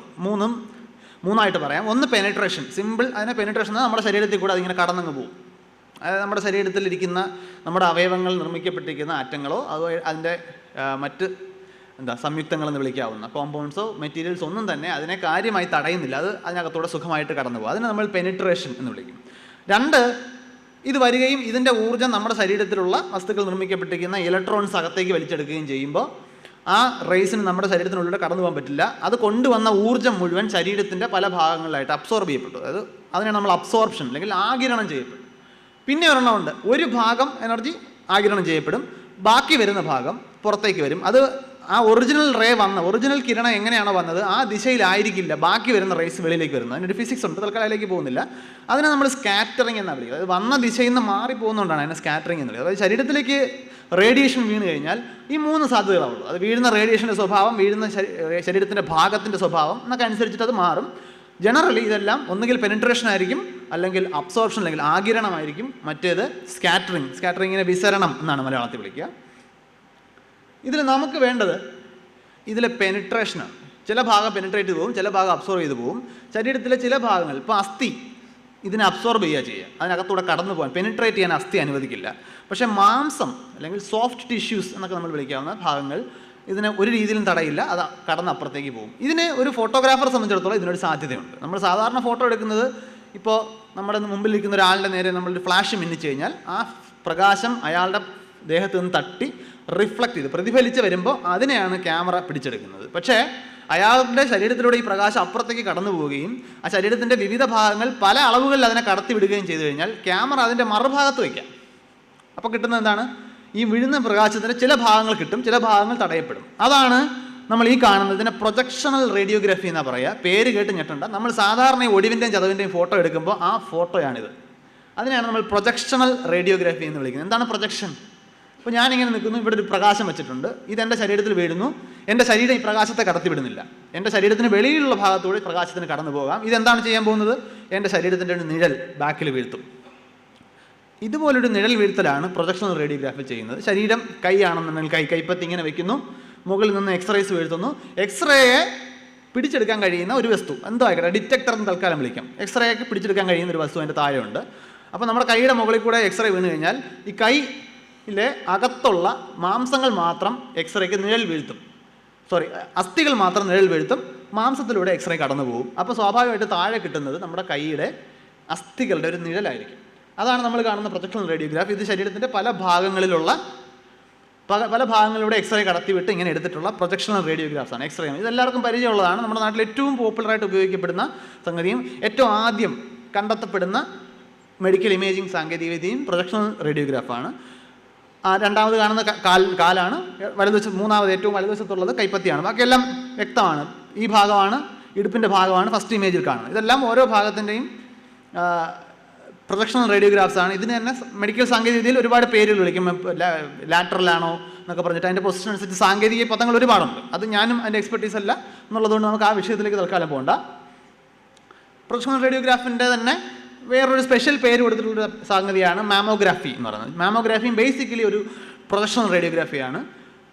ബ്രസ്റ്റ് ക്യാൻസർ പോലെയുള്ള സാങ്കേതികവിദ്യ തുടങ്ങിയ അസുഖാവസ്ഥകൾ കണ്ടെത്തുന്നതിന് വേണ്ടിയാണ് മാമോഗ്രാം ഉപയോഗിക്കേണ്ടി വരുന്നത്. അതായത് സ്ത്രീകളുടെ മുലകൾക്കുള്ളിൽ എവിടെയെങ്കിലും ട്യൂമറുകളോ എന്തെങ്കിലും ഡെവലപ്പ് ചെയ്യുന്നുണ്ടെങ്കിൽ അത് എക്സ്റേ കടന്നു പോകുമ്പോൾ മനസ്സിലാവും. ട്യൂമറിലൂടെ സാധാരണ കോശങ്ങളിലൂടെ അല്ലെങ്കിൽ കലകളിലൂടെ കടന്നു പോകുന്നത് പോലെ ട്യൂമറസ് ആയിട്ടുള്ള, അതായത് ക്യാൻസറസ് ആയിട്ടുള്ള ഭാഗങ്ങളിലൂടെ കടന്നു പോയിക്കൊള്ളണം എന്നില്ല. അപ്പോൾ അതിനനുസരിച്ചിട്ട് ആ ഇടതുവശത്തും വലതുവശത്തും കാണുന്നത് ഒന്ന് നോർമൽ ബ്രസ്റ്റും ഒന്ന് ക്യാൻസറസ് ട്യൂമറുള്ള ബ്രസ്റ്റുമാണ്. അത് കാണുമ്പോൾ മനസ്സിലാവും. ഒരുപക്ഷെ ഒരു അൺട്രെയിൻഡ് ആയിട്ടുള്ള ആളിന് പെട്ടെന്ന് അതിൻ്റെ വ്യത്യാസം മനസ്സിലാവില്ലായിരിക്കും. നമ്മളിപ്പോൾ ഹോസ്പിറ്റലിൽ പോയിട്ട് എന്തെങ്കിലും ഒടിവും ചതവൊക്കെ ആയിട്ട് പോയിട്ടുള്ളവർക്ക് അറിയാം. ഇപ്പോൾ കാലിലൊക്കെ എക്സ്റേ ഒക്കെ എടുത്ത് കാണിച്ചു കഴിഞ്ഞാൽ ഡോക്ടർ ഇങ്ങനെ നോക്കിയിട്ടേ പറയാം ഇതൊരു ഒടിവുണ്ടല്ലോ എന്ന് പറയും. നമ്മളിത് നോക്കിയിട്ട് ഒന്നും മനസ്സിലാവാതെ നമ്മൾ വാ വിളിച്ച് നിൽക്കും. ഇവിടെ ഡോക്ടേഴ്സ് ഉള്ളതുകൊണ്ട് അത്രയും അന്തം വിടുന്നവരുടെ എണ്ണം കുറവായിരിക്കും. പക്ഷേ പലപ്പോഴും എനിക്ക് പണ്ട് അനുഭവം ഉണ്ടായിട്ടുണ്ട്. എൻ്റെ കാലിലൊരു ചെറിയൊരു പൊട്ടൽ ഉണ്ടോയെന്നൊരു സാധ്യത ഉള്ളതുകൊണ്ട് എക്സ്റേ എടുത്തു.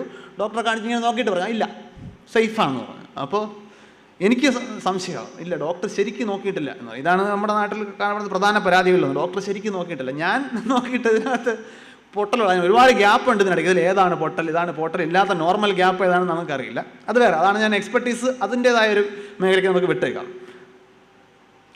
ഇതിൻ്റെ തന്നെ വേറൊരു ആസ്പെക്റ്റാണ് ഫ്ലൂറോസ്കോപ്പി എന്ന് പറയുന്നത്. ഫ്ലൂറോസ്കോപ്പി ആ വലതുവശത്ത് കാണുന്നത് ഒരു ഫ്ലൂറോസ്കോപ്പി എടുക്കപ്പെടുന്ന ഒരു ചിത്രമാണ്. 1909 അതായത് 1909 ആ സ്ത്രീയുടെ ശരീരത്തിൻ്റെ ഫ്ലൂറോസ്കോപ്പിക്ക് ഇമേജ്. ഫ്ലൂറോസ്കോപ്പി എന്ന് പറഞ്ഞാൽ നമ്മുടെ ചിത്രം എന്നതിനപ്പുറം ഒരു ഫംഗ്ഷൻ കൂടിയാണ്. ശരീരത്തിൽ ചില പ്രവർത്തനങ്ങൾ നടക്കുന്നതിൻ്റെ, ഇപ്പോൾ നമ്മൾ വിഴുങ്ങുന്നു, ഒരു സാധനം വിഴുങ്ങുമ്പോൾ ഇതെങ്ങനെയാണ് പോകുന്നത്, ആ ചലനം കൂടെ കാണാൻ കഴിയുന്ന രീതിയിൽ.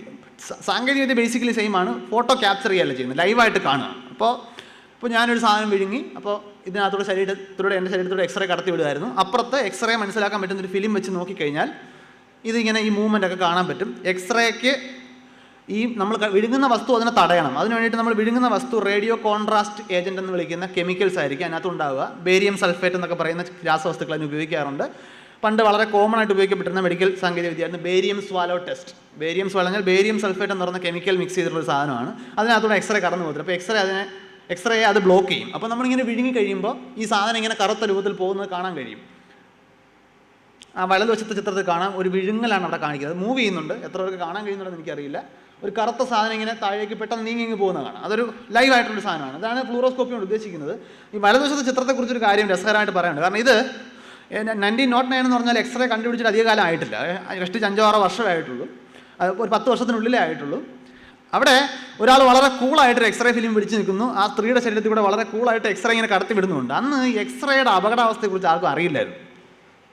ഇതിങ്ങനെ ശരീരത്തിൽ കൂടെ കടന്നു പോകുന്നുണ്ടപ്പോഴത്തേക്കും സംഗതി കൊള്ളാം, നമ്മളിത് കൊള്ളാമല്ലോ എന്ന് പറഞ്ഞിട്ട് എല്ലാവരും അങ്ങ് വൈഡായിട്ട് ഉപയോഗിച്ചു. അന്ന് എക്സ്റേസ് ശരീരത്തിൽ കൂടെ കടന്നു പോയാൽ ചില അപകടങ്ങളുണ്ട്. അതായത് എക്സ്റേ ഇങ്ങനെ കടന്നു പോകാത്ത സ്ഥലത്ത് അബ്സോർബ് ചെയ്യപ്പെടുന്നുണ്ടല്ലോ. എക്സ്റേയുടെ ഊർജ്ജം അബ്സോർബ് ചെയ്ത് കഴിഞ്ഞാൽ അത് ശരീര കലകൾക്ക് താങ്ങാവുന്നതിനപ്പുറമാണെന്നുണ്ടെങ്കിൽ അതെല്ലാം വലിയ റിസ്ക്കാണ്. ചിലപ്പോൾ ക്യാൻസർ ആയിട്ടൊക്കെ മാറിയേക്കാം. ഇതിന് നാളെ ഈ ഭാഗം മാത്രം ക്ലിപ്പ് ചെയ്ത് ആരും എടുത്തുകൊണ്ട് പോകാതിരുന്നാൽ മതിയായിരുന്നു. അതുകൊണ്ട് ഇന്ന് വളരെ സ്ട്രിക്റ്റ് ഗൈഡ് ലൈൻസ് ഉണ്ട്. എത്ര തവണ, എത്ര ഡോസ്, ഇതെല്ലാം ഗൈഡ് ലൈൻസ് ഉണ്ട്. അത് മാത്രമല്ല, പണ്ടത്തെ പോലെ നല്ല ഇൻറ്റൻസിറ്റിയിൽ എക്സ്റേ വീണാൽ മാത്രം പതിയാവുന്ന ഫിലിമല്ല ഇന്ന് ഉപയോഗിക്കുന്നത്. ഇന്ന് വളരെ സെൻസിറ്റീവാണ്, വളരെ കുറച്ച് എക്സ്റേ മതി. മാത്രമല്ല, എക്സ്റേ ഇൻറ്റൻസിഫയേഴ്സ് എന്ന് പറഞ്ഞ സാങ്കേതിക വിദ്യകളുണ്ട്. അല്പം എക്സ്റേ വീണാൽ മതി, അതിനെ നന്നായിട്ട് എടുത്ത് ആഴം കൂട്ടി കാണിക്കാവുന്ന സാങ്കേതിക വിദ്യകളുണ്ട്. ഇത് അതൊന്നുമില്ല. അന്ന് നല്ല ഹൈ ഇൻറ്റൻസിറ്റി എക്സ്റേസ് ശരീരത്തിൽ കൂടെ കടത്തി വിടുന്നു. ഇതിലൊക്കെ എക്സ്പെരിമെൻറ്റ് ചെയ്ത് ക്യാൻസർ വന്ന് മരിച്ച ഒരുപാട് പേരുണ്ട് അന്ന്. പിന്നീട് എക്സ്റേസിൻ്റെ അപകടങ്ങളെക്കുറിച്ച് നമ്മൾ മനസ്സിലാക്കി. അപ്പോൾ അതിന് ഗൈഡ് ലൈൻസ് വന്നു. അതതിൻ്റെ വേറൊരു ചിത്രം. ബേസിക്കലി നമ്മളിപ്പോൾ ഈ ഇടതുവശത്ത് കാണുന്ന കോമ്പാക്റ്റ് ഫ്ലൂറസെൻ്റ് ലാമ്പിനകത്ത് ഉണ്ടാകുന്നത് എക്സ്റേസ് ഉള്ള ഇൻവിസിബിൾ റേസ് ആണ്. പക്ഷേ നമ്മൾ കാണുന്നത് വെളുത്ത പ്രകാശമായിട്ടാണ്. ഈ അകത്തുണ്ടാകുന്ന ഇൻവിസിബിൾ ലൈറ്റിനെ അബ്സോർബ് ചെയ്തിട്ട് കാണാൻ കഴിയുന്ന വെളുത്ത പ്രകാശം പുറത്തേക്ക് വിടാൻ കഴിയുന്ന രാസവസ്തുക്കളാണ് ആ ഫ്ലൂറസെൻ്റ് ലാമ്പിനകത്തേക്ക് പുരട്ടിയിരിക്കുന്നത്. ആ വെള്ള നിറത്തിൽ പൂശിയിരിക്കുന്ന ആ പെയിൻറ്റ് ഫ്ലൂറസെൻ്റ് പെയിൻ്റാണ്. ഫ്ലൂറസെൻസ് എന്നുകൊണ്ട് ഉദ്ദേശിക്കുന്നത് അതാണ്. ഇൻവിസിബിൾ ലൈറ്റ് റേസ് അബ്സോർബ് ചെയ്തിട്ട് വിസിബിൾ ലൈറ്റ് പുറത്തേക്ക് വിടുക. അന്ന് ഈ ഫ്ലൂറോസ്കോപ്പിയിൽ ഉപയോഗിക്കുന്നത് അങ്ങനെയുള്ള മെറ്റീരിയൽസാണ്. അതാണ് നമുക്ക് കാണാൻ പറ്റുന്നത്. എക്സ്റേസ് അബ്സോർബ് ചെയ്തിട്ട് ഈ ഫിലിം വിസിബിൾ ലൈറ്റ് പുറത്തേക്ക് വിടുക, കാണാൻ കഴിയുന്ന പ്രകാശം പുറത്തേക്ക് വിടുക. അപ്പോൾ നമുക്ക് അത് വെച്ചിട്ടൊരു ചിത്രം ലൈവായിട്ട് കാണാൻ സാധിക്കും. ഇതാണ് ഫ്ലൂറോസ്കോപ്പി എന്ന് പറയുന്നത്. ഇത് 1909 ഫ്ലൂറോസ്കോപ്പി. ഇന്നത്തെ ഫ്ലൂറോസ്കോപ്പി ആ ഇടതുവശത്ത് കാണുന്ന മെഷീനാണ്. അത് കണ്ടാൽ നമുക്ക് ഇതിൽ കാണുന്ന ഒരു പാർട്ടും ഐഡൻറ്റിഫൈ ചെയ്യാൻ പറ്റത്തില്ല. അതിനകത്ത് ഈ പറഞ്ഞതുപോലെ എക്സ്റേസ് കൺട്രോളായിട്ട് പ്രൊഡ്യൂസ് ചെയ്യാൻ, ഏറ്റവും ലോ ഇൻറ്റൻസിറ്റിയുള്ള എക്സ്റേ വരെ ഡിറ്റക്റ്റ് ചെയ്യാൻ അതിൻ്റെ ഇൻറ്റൻസിറ്റി കൂട്ടുന്ന ഇൻറ്റൻസിഫയേഴ്സ്, ഇങ്ങനെയുള്ള പല സാങ്കേതിക വിദ്യകളും. പിന്നെ ഇന്നത്തെ പോലെ നേരിട്ട് ഫിലിമിൽ കാണുകയല്ല ചെയ്യുന്നത്. അത് ഡിറ്റക്ടേഴ്സ് അബ്സോർബ് ചെയ്തിട്ട് കമ്പ്യൂട്ടർ സ്ക്രീനിലേക്ക് ഡിസ്പ്ലേ ചെയ്യുക. ആ ഡാറ്റ കൂടുതൽ അനാലിസിസിന് ഉപയോഗിക്കാം. അതുകൊണ്ട് ഇന്ന് അതിനകത്ത് ഒരുപാട് ഇലക്ട്രോണിക്സും കമ്പ്യൂട്ടർ സയൻസും ഒക്കെ കയറിയിട്ടുണ്ട്. വെറും ഒരു പഴയ ആ ക്രൂഡ് ടെക്നോളജിയിൽ നിന്നും ഇത്രയൊക്കെ അത് വന്നിട്ടുണ്ട്. ഫ്ലൂറോസ്കോപ്പി എന്ന് പറയുന്നത് അതിനെയാണ്. അടുത്തത് വളരെ പ്രധാനപ്പെട്ട ഇന്നത്തെ മോഡേൺ മെഡിക്കൽ ഇമേജിങ്ങിൽ ഏറ്റവും കൂടുതൽ ഉപയോഗിക്കപ്പെടുന്ന സാങ്കേതിക വിദ്യയാണ് നമ്മൾ സി ടി സ്കാൻ എന്ന് വിളിക്കുന്നത്. കമ്പ്യൂട്ടഡ് ടോമോഗ്രഫി എന്നാണ് അതിൻ്റെ പേര്. കമ്പ്യൂട്ടഡ് എന്നുള്ളതും ടോമോഗ്രഫി എന്നുള്ളതും പ്രത്യേകം ശ്രദ്ധിച്ച് മനസ്സിലാക്കണം. ഇതിൽ ഞാൻ പറയുമ്പോൾ എനിക്ക് ഏറ്റവും രസകരമായിട്ട് ഏറ്റവും അഹങ്കാരത്തോടെ പറയാൻ പറ്റുന്നത്, ഇത് ഏറ്റവും കൂടുതൽ ഉപയോഗിക്കുന്ന ഡോക്ടർമാരാണെന്നുണ്ടെങ്കിലും എനിക്ക് തോന്നുന്നില്ല ഡോക്ടർമാരുടെ സിലബസിലെങ്ങും ഇതെങ്ങനെ വർക്ക് ചെയ്യുന്നു എന്ന് പഠിപ്പിക്കാൻ പറ്റുമെന്ന്. കാരണം ഇത് നല്ല അസൽ, നമുക്ക് ഈ ഫിസിക്സുകാർക്ക് ഈ പ്യൂർ ഫിസിക്സ് കാണുമ്പോൾ പ്രത്യേക ഒരു സന്തോഷമുണ്ട്. വേറെ ഏതെങ്കിലും ഏരിയയിൽ നമ്മൾ മെഡിക്കൽ സാങ്കേതികതയെക്കുറിച്ച് പഠിക്കാൻ ചെല്ലുമ്പോൾ അതിനകത്ത് നല്ല അസൽ ക്ലാസ് ഫിസിക്സ് ഇങ്ങനെ ഇക്വേഷൻസിൻ്റെ രൂപത്തിൽ എഴുതി വെച്ചിരിക്കുന്നത്. അത് കാണുമ്പോൾ കിട്ടുന്നൊരു സന്തോഷം. ആ സന്തോഷം തരുന്നൊരു ഏരിയയാണ് ഈ ടോമോഗ്രാഫി എന്ന് പറയുന്നത്. ടോമോ എന്ന് പറയുന്ന വാക്കിൻ്റെ അർത്ഥം സെക്ഷൻസ് എന്നാണ്. ചെറിയ ചെറിയ കഷണങ്ങളാക്കി മാറ്റുമ്പോഴാണ് ടോമോസ് എന്ന് തന്നെ വിളിക്കുന്നത്. ഗ്രാഫി എന്ന് പറഞ്ഞാൽ രേഖപ്പെടുത്തുക. അങ്ങനെ കഷണങ്ങളെ രേഖപ്പെടുത്തൽ എന്നുള്ള അർത്ഥത്തിലാണ് ടോമോഗ്രഫി എന്ന ടെക്നിക്ക് ഉപയോഗിക്കുന്നത്. നമ്മൾ നേരത്തെ പറഞ്ഞ പ്രൊജക്ഷണൽ റേഡിയോഗ്രാഫ് എന്ന് പറയുന്ന പ്രൊജക്ഷണൽ ഇമേജ് എടുക്കുമ്പോൾ ഒരു കുഴപ്പം, ആ വലതുവശത്തെ ചിത്രം നോക്കിയാൽ അറിയാം. അവിടെ ഒരു ബോക്സിനുള്ളിൽ ഒരു സിലിണ്ടറുണ്ട്, ഒരു ഗോളമുണ്ട്, ഒരു അർദ്ധഗോളമുണ്ട്, ഒരു സ്തൂപിക അല്ലെങ്കിൽ ഒരു പിരമിഡ് വെച്ചിട്ടുണ്ട്.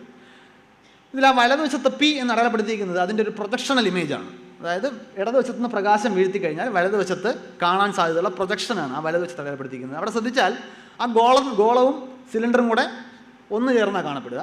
ഇപ്പുറത്ത് വരുമ്പോഴത്തേക്കും ആ സ്തൂപികയും അർദ്ധഗോളവും കൂടെ ഒന്ന് ചേർന്നാണ് കാണപ്പെടുക. അപ്പം നമ്മൾ ഈ നിഴൽ കലകൾ കാണിക്കുന്ന ആർട്ടിസ്റ്റുകളുണ്ടല്ലോ, കൈ ഇങ്ങനെ തിരിച്ചു വെക്കും, മറിച്ച് വെച്ചും, അങ്ങനെ കിളിയൊക്കെ ഉണ്ടാകും. അതെന്ന് പറഞ്ഞാൽ ഏത് ഭാഗത്ത് നിന്ന് പ്രകാശം വീഴുന്നതനുസരിച്ച് ഷേപ്പ് മാറ്റാൻ പറ്റും. അപ്പോൾ ഈ പ്രൊജക്ഷണൽ ഇമേജിന് അങ്ങനെ ഒരു കുഴപ്പമുണ്ട്. നമ്മൾ ടെക്നീഷ്യൻ വിചാരിക്കുന്ന ആംഗിളിൽ അതേ ചരിവിൽ നമ്മൾ ഈ വെച്ച് കൊടുത്താലേ അതിനകത്ത് എന്തെങ്കിലും യൂസ്ഫുൾ ആയിട്ടുള്ള വിവരം കിട്ടും. വെറുതെ കൈ ഇങ്ങനെ കൊണ്ടുവച്ചിട്ട് ഫോട്ടോ എടുത്തു കഴിഞ്ഞാൽ ഡോക്ടർക്ക് അതുകൊണ്ടൊരു പ്രയോജനമില്ല. അപ്പോൾ അത് ആ പ്രൊജക്ഷൻ്റെ ലിമിറ്റേഷനാണത്. പ്രൊജക്റ്റ് ചെയ്യുമ്പോൾ ഒന്നിൽ ആ ഡയറക്ഷനിലെല്ലാം കൂടെ ഒരുമിച്ചാണ് കാണുക. താഴെ S1 S2 എന്നിങ്ങനെ 2 ഭാഗങ്ങൾ കാണിച്ചിട്ടുണ്ട്. അതെന്താണ് വ്യത്യാസം എന്ന് മനസ്സിലാകുന്നുണ്ടോയെന്ന് ഒന്ന് ഞാൻ വിശദീകരിക്കാം. ആ S1 എന്ന് പറയുന്നൊരു പ്ലെയിനാണ്. ആ പ്ലെയിൻ നേരെ ഈ ക്യൂബിൻ്റെ മുകളിൽ കൂടെ ഇങ്ങനെ കട്ട് ചെയ്തെടുത്തു കഴിഞ്ഞാൽ ആ ക്രോസ് സെക്ഷൻ എങ്ങനെ ഇരിക്കുമോ അതാണ് ആ S1 കാണിച്ചിരിക്കുന്നത്. അവിടെ ഇടതുവശത്താണ് ക്രോസ് ചെയ്യുന്നുണ്ടെങ്കിൽ സിലിണ്ടറിൻ്റെ ക്രോസ് സെക്ഷനും കിട്ടും. ആ സ്തൂപികയുടെ ക്രോസ് സെക്ഷൻ നമുക്ക് ത്രികോണം പോലെ കാണാം. സിലിണ്ടറിൻ്റെ ആണെങ്കിൽ റെക്റ്റാങ്കിൾ അല്ലെങ്കിൽ ചതുരമായിട്ടാണ് കാണുക. ഇപ്പുറത്താണെങ്കിൽ ഗോളമുണ്ട്, അർദ്ധഗോളമുണ്ട്. അതിങ്ങനെ ക്രോസ് ചെയ്ത് കഴിഞ്ഞാൽ ഗോളം നമുക്ക് സർക്കിളായിട്ടാണ് കാണുക, ക്രോസ് സെക്ഷൻ. ഇപ്പോൾ നമ്മൾ ഒരു ചെറി കേക്കിനകത്ത് വെച്ചിട്ട് ചെറിയും കൂടെ ഉൾപ്പെടെ ഇങ്ങനെ കട്ട് ചെയ്ത് കഴിഞ്ഞാൽ ചെറിയുടെ ക്രോസ് സെക്ഷനകത്ത് വെള്ള കേക്കിനകത്ത് കാണുന്നത് പോലെ അതാണ് സെക്ഷനിങ് എന്ന് ഉദ്ദേശിക്കുന്നത്, ക്രോസ് സെക്ഷനിങ്. അപ്പോൾ ആ ചിത്രത്തിൽ വലതുവശത്ത് P എന്ന് അടയാളപ്പെടുത്തിയിരിക്കുന്ന പ്രൊജക്റ്റഡ് ഇമേജാണ്. താഴെയുള്ള S1 S2 ആ ക്യൂബിൻ്റെ 2 സ്ഥലങ്ങളിലുള്ള ക്രോസ് സെക്ഷൻസാണ്. ആ സെക്ഷനാണ് നമുക്ക് വേണ്ട സെക്ഷൻ. ടോമോഗ്രഫിയിലെ ടോമോ ഈ സെക്ഷനെയാണ് സൂചിപ്പിക്കുന്നത്. ഇവിടെ ഉപയോഗിക്കുന്നത് എക്സ്റേസ് തന്നെയാണ്. എക്സ്റേസിന് ഇങ്ങനെ കടന്നു പോകാൻ പറ്റും. പക്ഷേ ശരീരത്തിൻ്റെ ചില സെക്ഷനിൽ കൂടെ എക്സ്റേ ഇങ്ങനെ കടത്തിവിടും. പക്ഷേ സെക്ഷൻ ആ ചിത്രത്തിൽ കാണുന്ന പോലെ ഇങ്ങനെ ഒരാൾ കിടക്കുന്നു, എക്സ്റേ ഇങ്ങനെ അയാളുടെ ശരീരത്തിൻ്റെ സെക്ഷനിൽ കൂടെ ഇങ്ങനെ കടത്തിവിടുന്നു, മറുവശത്തുനിന്ന് അത് മാത്രം ഡിറ്റക്ട് ചെയ്യുന്നു. അങ്ങനെ അവിടുത്തെ എക്സ്റേ എത്ര വന്നു എന്ന് എങ്ങനെയെങ്കിലും നിങ്ങൾ മനസ്സിലാക്കിയാലും അതിനകത്ത് ഒരു ചിത്രവും ഉണ്ടാവില്ല. അത് ഊഹിക്കാവുന്നേ ഉള്ളൂ. ഇങ്ങനെ വളരെ ഒരു സെക്ഷനിൽ കൂടെ പ്രകാശം കടന്നുപോയി, അപ്പുറത്ത് എത്ര പ്രകാശം അപ്പുറത്തെത്തി, എക്സ്റേ ആണ് ഇവിടുത്തെ പ്രകാശം, അപ്പുറത്തെത്തി എന്ന് റെക്കോർഡ് ചെയ്തു. ഓക്കെ, അതിനകത്ത് ഒരു ചിത്രവും ഉണ്ടാവില്ല. അവിടെയാണ് ഞാൻ നേരത്തെ പറഞ്ഞ ഫിസിക്സുകാരുടെ രസം വരുന്നത്. അത് ഞാനൊന്ന് ഇൻഡയറക്റ്റായിട്ട് വളരെ ബേസിക്കായിട്ട് പറയാം. ടെക്നിക്ക് വളരെ കോംപ്ലക്സ് ആണ്. ഇപ്പോൾ ആ ഫസ്റ്റ് ലൈനിൽ 100% പി എന്ന് പറഞ്ഞാൽ ആ വരുന്ന ലൈറ്റ് റേ ആണ് നമ്മൾ പി എന്ന് വിളിക്കുന്നത് വിചാരിച്ചോളൂ. ആ ഫുൾ ലൈറ്റ് റേയും വെറുതെ ഇങ്ങനെ കടന്ന് ഇപ്പുറത്തൊരു ഡിറ്റക്ടർ വെച്ച് പിടിച്ചു കഴിഞ്ഞാൽ ആ മൊത്തം ലൈറ്റിൻ്റെയും 100% നമുക്ക് അവിടെ കിട്ടും. നേരെ മറിച്ച് അവിടെ എ എന്ന് പറയുന്നൊരു മെറ്റീരിയലിൻ്റെ ഒരു ബ്ലോക്ക് ഇരിക്കുകയാണ്, ഒരു കഷ്ണം മെറ്റീരിയൽ എ അവിടെ വെച്ചിരിക്കുന്നു. അതുവഴി ഇത് കടന്നുപോയി അപ്പുറത്ത് വെക്കുമ്പോഴത്തേക്ക് ഈ എ എന്ന് പറയുന്ന മെറ്റീരിയൽ കുറച്ച് അബ്സോർബ് ചെയ്യും. അപ്പോൾ അവിടെ കിട്ടുന്നത് എന്തായിരിക്കും?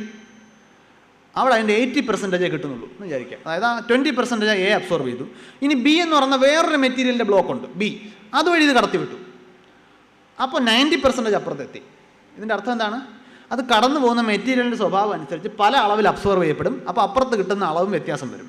ഓക്കെ, ക്ലിയർ ആണല്ലോ? അപ്പോൾ ഈ കാണുന്നത് പോലെ ഒരു മെറ്റീരിയൽ ഉണ്ട്. ആ മെറ്റീരിയലിൽ അതിനകത്ത് ചില ഭാഗങ്ങൾ ബി എന്ന് പറയുന്ന അളവാണ്, ചില ഭാഗങ്ങൾ എ എന്ന് പറയുന്നതിന് തുല്യമായ എ എത്രയല്ല ഒന്നുകൂടെ ഓർമ്മിപ്പിക്കുന്നു. എ എന്ന് പറഞ്ഞാൽ 20% അബ്സോർബ് ചെയ്യും, ബി ആണെങ്കിൽ 10% അബ്സോർബ് ചെയ്യുള്ളൂ. അപ്പോൾ ഇതിൽ നോക്കിക്കഴിഞ്ഞാൽ അതിൽ ചില ഭാഗങ്ങൾ എ ആണ്, ചില ഭാഗങ്ങൾ ബി ആണ്. അപ്പോൾ നമ്മുടെ ശരീരത്തിൽ ചില ഭാഗങ്ങളിൽ മാംസമാണ്, ചില ഭാഗങ്ങളിൽ രക്തധമനികളാണ്, ചില ഭാഗങ്ങളിൽ ഒന്നുമില്ല ഫ്ലൂയിഡ്സ് ആയിരിക്കും, ചില ഭാഗങ്ങളിൽ ബോൺ ആയിരിക്കും. അതാണ് ഇവിടെ മനസ്സിലാക്കുന്നത്. ബോൺ എത്ര അളവിൽ അബ്സോർബ് ചെയ്യും, ലിക്വിഡ്സ് എത്ര തവണ അബ്സോർബ് ചെയ്യും, ആ ഒരു അളവ് നമുക്കറിയാം. അതുപോലെ എ എത്ര തവണ ബി എത്ര അബ്സോർബ് ചെയ്യും നമുക്കറിയാം. ഇത് നോക്കിക്കഴിഞ്ഞാൽ ഇടതുവശത്തു നിന്ന് നമ്മൾ എക്സ്റേസ് കടത്തി വിടുന്നു, വലതുവശത്ത് നമുക്ക് എന്താ കിട്ടുക? ആ മുകളിലത്തെ റേ എന്ന് പറഞ്ഞാൽ എ 1/3 എയും 2/3 ബിയും ആണ്. അതായത് ശ്രദ്ധിച്ചാൽ അറിയാം, മുകളിൽ ലെഫ്റ്റും റൈറ്റ് എഡ്ജസിൽ ബി ആണ്, നടുക്ക് മാത്രമേ എ ഉള്ളൂ. ഏറ്റവും താഴെ വന്നു കഴിഞ്ഞാൽ ലെഫ്റ്റ് എഡ്ജിൽ ബി ആണ്, ബാക്കി 2 സെക്ഷന് എ ആണ്. നമുക്ക് വലതുവശത്ത് കിട്ടുന്നത് എന്തായിരിക്കും? ഇതെല്ലാം കൂടെ എത്ര അബ്സോർബ് ചെയ്തോ അതിൻ്റെ ബാക്കി അവിടെ കിട്ടും. ഇതിൽ നിന്നും ഫോട്ടോ എടുക്കാൻ പറ്റില്ല. ആ കിട്ടുന്നത് ഈ 3 ലൈറ്റ് റേ എത്ര അളവിൽ വന്നു എന്നുള്ളതാണ്. നമ്മൾ അവിടെ നിർത്തില്ല. നമ്മളിതിന് മുകളിൽ നിന്ന് താഴേക്ക് എക്സ്റേ കടത്തി വിട്ടിട്ട് താഴെ എത്ര വരുന്നു എന്നളന്നു. ഇങ്ങനെ വേറൊരു ആംഗിളിൽ, ഇങ്ങനെ സാധ്യമായ എല്ലാ ആംഗിളുകളിലും നമ്മൾ എക്സ്റേ കടത്തി വിട്ടിട്ട് മറുവശത്ത് എത്ര എക്സ്റേ എത്തി എന്നളക്കുന്നു. എന്തൊക്കെ വ്യത്യാസം നമുക്ക് പ്രതീക്ഷിക്കാം? കാരണം ഈ ആരോകൾ ശ്രദ്ധിച്ചാൽ മാത്രം മതി. ഇങ്ങനെ എക്സ്റേ കടത്തി വിടുമ്പോൾ അബ്സോർവ് ചെയ്യപ്പെടുന്ന അളവിലായിരിക്കില്ല ഇങ്ങനെ എക്സ്റേ കടത്തി വിടുമ്പോൾ അബ്സോർവ് ചെയ്യും. അതായത് ഏതൊക്കെ സാധനങ്ങൾ എവിടെയൊക്കെ ഇരിക്കുന്നു എന്നതിനനുസരിച്ചിട്ട് ആ ആംഗിളിൽ എത്ര വ്യത്യാസം വരും എന്ന് നമുക്ക് അറിയാൻ പറ്റും. ഇനി ഈ പണി ഏൽപ്പിക്കാൻ പോകുന്നത് കമ്പ്യൂട്ടറിനെയാണ്. കമ്പ്യൂട്ടറിനെ ഇത് ഏൽപ്പിച്ചു കഴിഞ്ഞാൽ, അതാണ് ഞാൻ പറഞ്ഞത്, ഇത് മെഡിക്കൽ സിലബസിൽ ഉൾപ്പെടുത്താൻ പാടാണ്.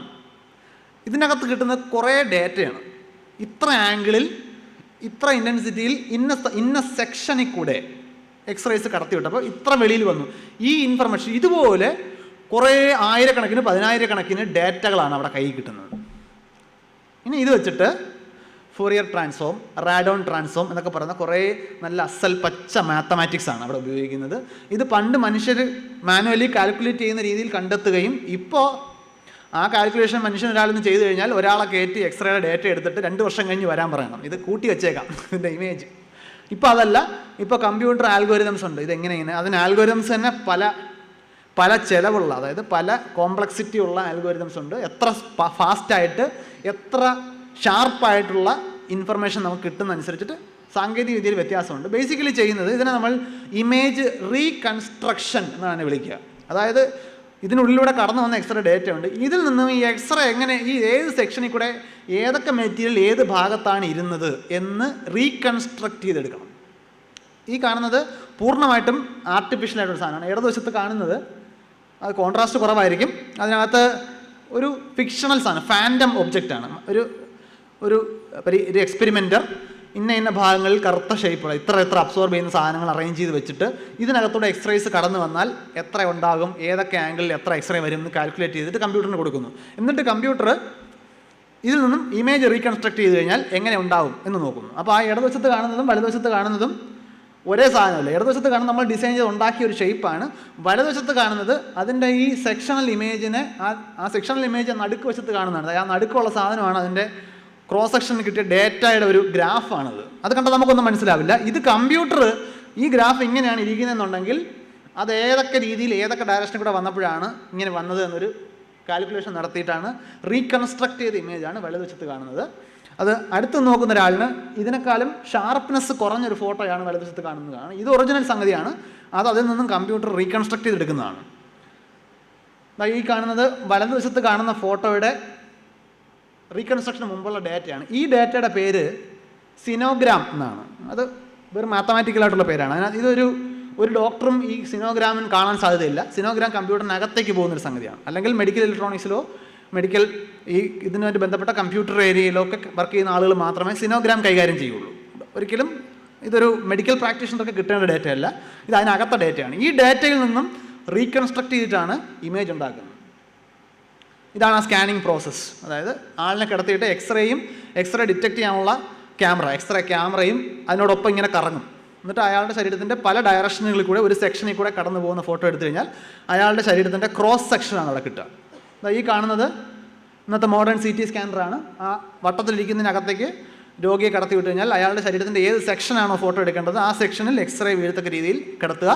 എക്സ്റേ ക്യാപ്ചർ ചെയ്ത് കമ്പ്യൂട്ടർ അത് അനലൈസ് ചെയ്ത് ഇമേജ് പുറത്തേക്ക് വരും. ഇതുപോലൊരു CT സ്കാൻ ഓഫ് ദ ഹെഡാണ്. ഇതിങ്ങനെ പൊതുവെ നമ്മൾ സ്ഥിരം കാണുന്നതാണ്. ഇത് തലയുടെ പല സെക്ഷൻ, അതായത് ബേസ് ഓഫ് സ്കൾ എന്ന് പറയും. നമ്മുടെ ഏതാണ്ട് ഈ ഭാഗം വരുന്ന തലയോട്ടിയുടെ ബേസ് മുതൽ ഓരോ സെക്ഷനായിട്ട് സ്കാൻ ചെയ്ത് തലയോട്ടിയുടെ ടോപ്പ് വരെ, അതാണ് മുകളിലേക്ക് ചെറിയ വട്ടമായിട്ട് മാറുന്നതാണ്. ഏറ്റവും മുകളിൽ എന്ന് പറഞ്ഞാൽ തലച്ചോറിൻ്റെ വളരെ ചെറിയ ഭാഗമേ ഉണ്ടാവുള്ളൂ. അങ്ങനെ താഴെ നിന്നും മുകളിലേക്ക് പൊതുവേ ആളുകൾ ഇത് കണ്ടിട്ട് ഇങ്ങനെ വണ്ടടിച്ചിരിക്കുന്നതാണ്. എന്താ സംഗതി എന്ന്, എൻ്റെ എനിക്ക് തല ഒന്നല്ലേ ഉള്ളൂ, ഒരുപാട് ഫോട്ടോ ഉണ്ടല്ലോ എന്നാണ് ഇങ്ങനെ നിരത്തി വെച്ചിട്ടുണ്ട്. സംഗതി തല ഒന്നേ ഉള്ളെങ്കിലും തലയ്ക്ക് ഒരുപാട് സെക്ഷൻ ഉണ്ട്. ഇത് CT ആണ്, കമ്പ്യൂട്ടർ ടോമോഗ്രഫിയാണ്. ടോമോഗ്രഫി സെക്ഷൻ്റെ ഫോട്ടോ ആണ് എടുക്കുന്നത്. അത് കമ്പ്യൂട്ട് ചെയ്തെടുക്കുകയും കൂടെയാണ് ചെയ്യുന്നത്, നേരിട്ട് ഫോട്ടോ എടുക്കുകയല്ല. അതുകൊണ്ടാണ് എന്നെ കമ്പ്യൂട്ടർ ടോമോഗ്രഫി എന്ന് വിളിക്കുന്നത്. ചിലയിടങ്ങളിൽ കമ്പ്യൂട്ടർ ആക്സിയൽ ടോമോഗ്രഫി എന്നൊരു വാക്കുകൂടെ ഉപയോഗിക്കാറുണ്ട്. CAT, കാറ്റ് സ്കാൻ എന്ന് പറയും. അത് അതിൻ്റെ സാങ്കേതികതയിലേക്ക് നമ്മൾ തൽക്കാലം പോകുന്നില്ല. ഇനി ഇന്നത്തെ സാങ്കേതികവിദ്യ കമ്പ്യൂട്ടറുകൾക്ക് കുറച്ചുകൂടെ സാധ്യതകളുണ്ട്. ഈ സെക്ഷനുകളെല്ലാം കൂടെ ഇങ്ങനെ മുകളിലേക്ക് അടുക്കി വെച്ച് കഴിഞ്ഞാൽ നമുക്ക് അതിൻ്റെ 3 ഡയമെൻഷണൽ ഇമേജ് ഉണ്ടാക്കിയെടുക്കാൻ പറ്റും. അതാണ് CT in 3D. Basically section images എല്ലാം കൂടെ എടുത്തു കഴിഞ്ഞാൽ ഇത് കമ്പ്യൂട്ടർ കൂട്ടിച്ചേർത്തിട്ട് ഈ 3 ഡയമെൻഷണലായിട്ടുള്ളൊരു പിക്ചർ അതിനകത്ത് റെൻഡർ ചെയ്തെടുക്കാൻ പറ്റും.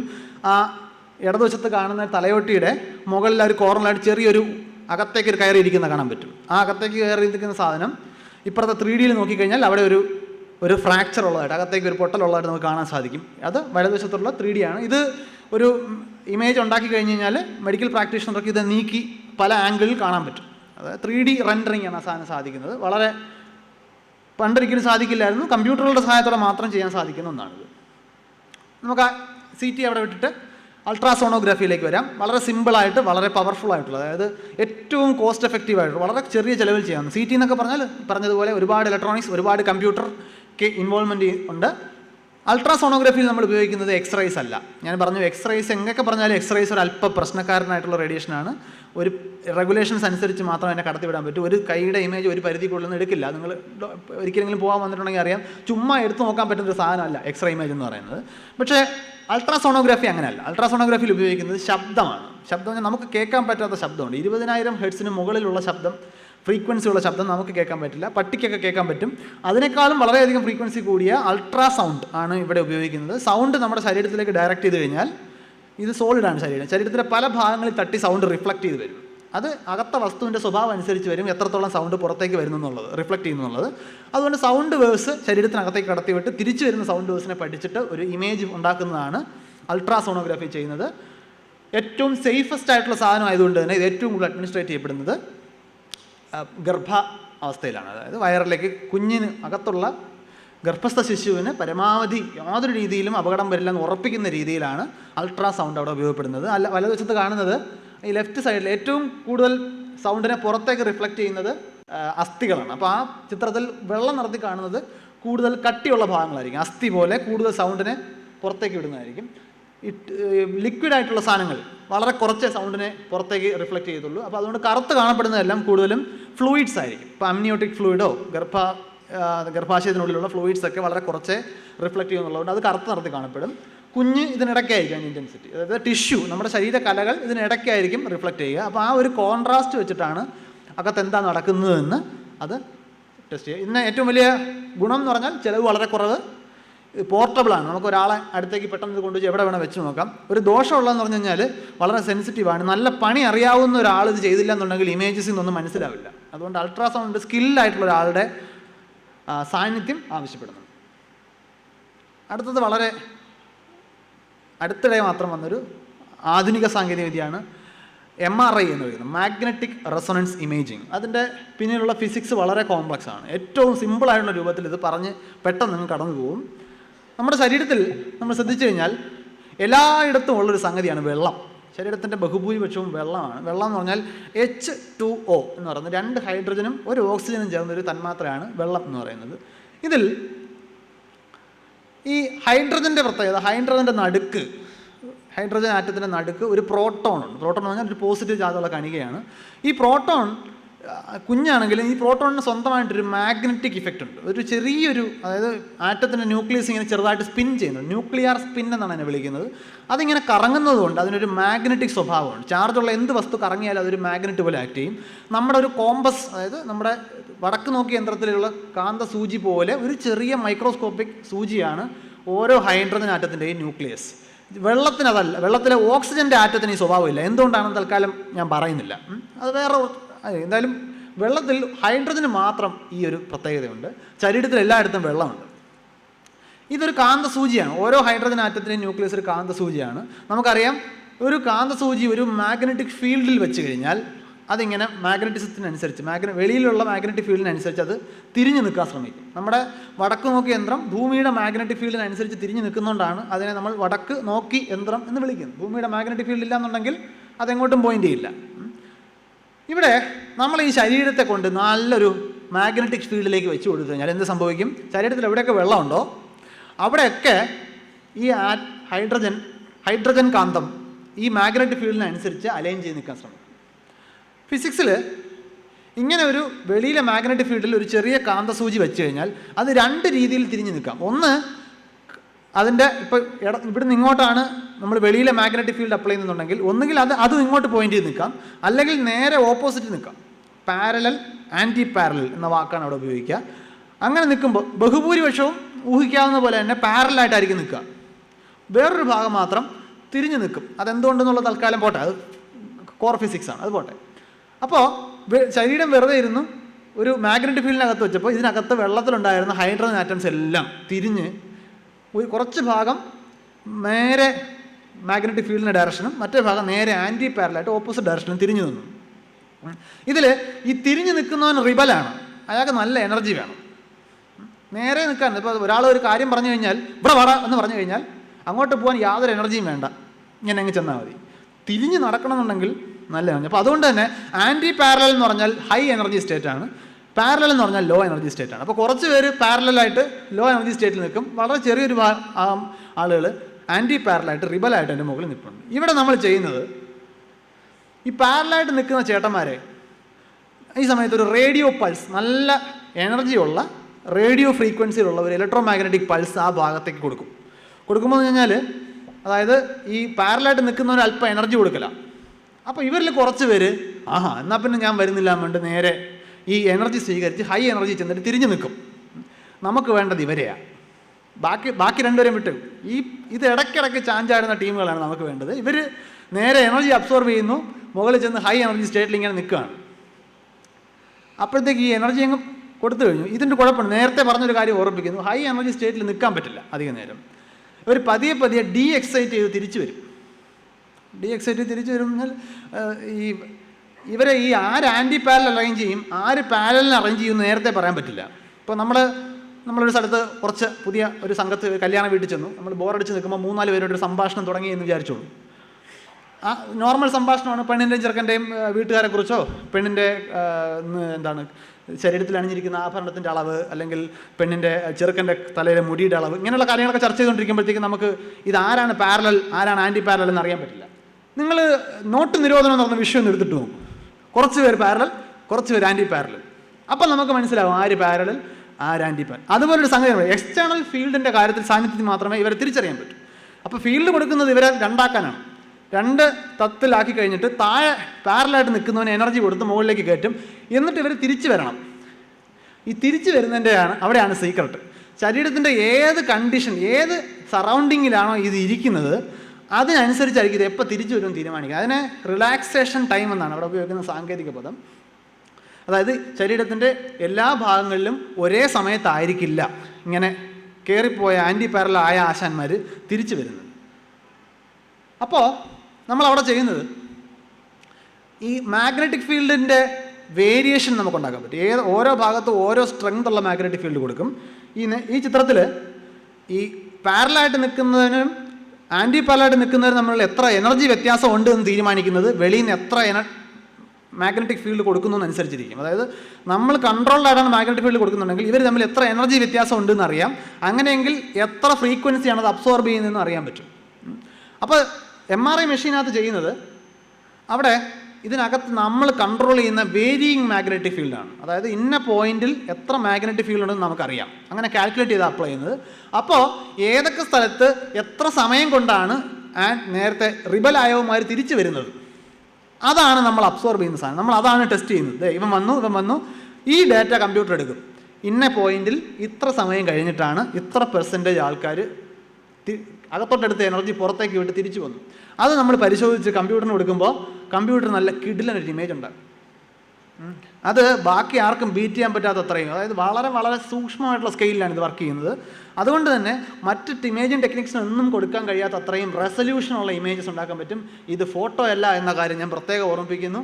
ഇത് കമ്പ്യൂട്ടർ ഉണ്ടാക്കിയെടുക്കുന്ന ഒരു പിക്ചറാണ്. സ്വാഭാവികമായിട്ടും ഇത് തലച്ചോറാണ്, ബ്രെയിൻ ത്രൂ MRI ആണ്. തലച്ചോറിൽ ഇതുപോലുള്ള മഞ്ഞ നീല നിറങ്ങളിലുള്ള വയറുകളൊന്നും ഉണ്ടെന്ന് തോന്നരുത്. ഇതൊരു ഫാൾസ് കളേർഡ് ഇമേജ് ആണ്. ഓരോ ഭാഗത്തിൻ്റെയും നമുക്ക് എന്താണ് വേണ്ടത് എന്നൊക്കെ അനുസരിച്ചിട്ട് നമുക്ക് പല അളവിൽ ഇത് മാനിപ്പുലേറ്റ് ചെയ്യാൻ പറ്റുന്നൊരു സാധനമാണ് ഈ ഇമേജിങ് ടെക്നിക്ക്. ഇത് വളരെ വളരെ പവർഫുൾ ആയിട്ടൊരു സാധനമാണ്. പക്ഷേ സാങ്കേതിക വിദ്യയും വളരെ അഡ്വാൻസ്ഡ് ആണ്. ഇതിൻ്റെ മാഗ്നറ്റിക് ഫീൽഡ് പറഞ്ഞാൽ നല്ല സ്ട്രോങ് മാഗ്നറ്റിക് ഫീൽഡാണ്. അറൗണ്ട് 2 ടെസ്ലയൊക്കെ മിനിമം വേണ്ടി വരും. ടെസ്ല എന്ന് പറഞ്ഞു കഴിഞ്ഞാൽ നമ്മുടെ ഭൂമിയുടെ മാഗ്നറ്റിക് ഫീൽഡിന് 1 ടെസ്ലയുടെ 1,00,000 അംശം മാത്രമേ ഉള്ളൂ സ്ട്രെങ്ത് എന്ന് പറയുന്നത്. അപ്പോൾ നമുക്കൊരു 2 ടെസ്ല വരെ, അത്രയും ഭൂമിയുടെ മാഗ്നറ്റിക് ഫീൽഡിനെക്കാളും ലക്ഷക്കണക്കിന് മടങ്ങ് സ്ട്രോങ് ആയിട്ടുള്ള മാഗ്നറ്റിക് ഫീൽഡ് അപ്ലൈ ചെയ്തിട്ടാണ് ഇത് ചെയ്യുന്നത്. ശരീരത്തിൻ്റെ മാഗ്നറ്റിക് ഫീൽഡ് വെച്ചിട്ട് ഈ തെക്കോട്ടോ വടക്കോട്ടോ കിടക്കണമെന്നൊക്കെ ടെൻഷൻ അടിക്കുന്ന ആൾക്കാരുണ്ട്. അവരാലോചിക്കേണ്ടത്, അങ്ങനെ നിങ്ങളുടെ ഈ ഭൂമിയുടെ മാഗ്നറ്റിക് ഫീൽഡൊക്കെ നിങ്ങളെ അങ്ങനെയൊക്കെ എടുത്ത് മറിക്കുമായിരുന്നുണ്ടെങ്കിൽ നിങ്ങൾ ആരും MRI എടുക്കാൻ പോകരുത്. ആ സമയത്ത് ഇത് ചെല്ലുമ്പോൾ ഇത്രയും സ്ട്രോങ് മാഗ്നറ്റിക് ഫീൽഡ് ഉണ്ടാക്കണം, ഇത് വേരി ചെയ്യണം. അതുകൊണ്ട് തന്നെ ഇതിൻ്റെ സർക്യൂട്ടൊക്കെ ഇരുന്നിങ്ങനെ അനങ്ങും, നല്ല ശബ്ദം അതിനകത്ത്. ഈ മാഗ്നറ്റിക് ഫീൽഡ് ഉണ്ടാക്കുന്നത് നിർത്തണം. അതിന് നല്ല സാങ്കേതിക വിദ്യയിൽ ഒരുപാട് കോംപ്ലക്സിറ്റി ഉണ്ട്. ഇതിനകത്ത് കയറുമ്പോൾ ഈ കറണ്ടുള്ള ഭാഗമൊക്കെ അനങ്ങുന്നുണ്ടാവും, അതിൻ്റെ നല്ല സൗണ്ട് ഉണ്ടാകും. അതുകൊണ്ട് ഇയർ പ്ലഗ് കൊടുക്കും, ഒന്നുകിൽ പാട്ട് അല്ലെങ്കിൽ സൗണ്ട് കേൾക്കാൻ പറ്റാത്ത രീതി, ഇല്ലെന്നുണ്ടെങ്കിൽ അതിനകത്ത് കിടക്കാൻ പറ്റില്ല. പിന്നെ ഒരു ചെറിയ ഹോളാണ്, വളരെ ഇടുങ്ങിയൊരു ഹോളാണ്. ഈ ലിഫ്റ്റിൽ കയറാനൊക്കെ പേടിയുള്ള ആൾക്കാരെ സംബന്ധിച്ചിടത്തോളം MRI എടുക്കാൻ പറ്റില്ല. ക്ലോസ്ട്രോഫോബിക് ആയിട്ടുള്ള ആൾക്കാർക്ക് അതിനകത്ത് കിടക്കാൻ പറ്റില്ല. ഒരു ചെറിയ ട്യൂബിനകത്തോട്ട് കിടക്കണം. കഷ്ടിച്ച് ഒരാൾക്ക് കിടക്കാനുള്ള ഗ്യാപ്പേ ഉള്ളൂ.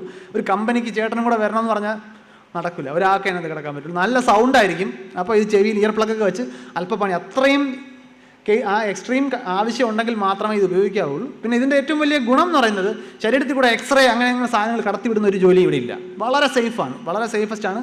കാണുമ്പോൾ ഭയങ്കര സംഭവം നടക്കുന്ന ഒരു തോന്നലുണ്ടാവുമെങ്കിലും സാധാരണ എക്സ്റേ എടുക്കുന്നതിനേക്കാളും വളരെ വളരെ സേഫ് ആയിട്ടുള്ള സംഗതിയാണ് MRI അല്ലെങ്കിൽ മാഗ്നറ്റിക് റെസൊണൻസ് ഇമേജിംഗ് എന്ന് പറയുന്നത്. പണ്ട് ഇതിൻ്റെ പേര് ന്യൂക്ലിയർ മാഗ്നറ്റിക് റെസൊണൻസ് ഇമേജിംഗ് എന്നായിരുന്നു. ഇതിനെ ഫിസിക്സിലും കെമിസ്ട്രിയിലും ഒക്കെ പഠിക്കുന്ന NMR എന്നാണ്.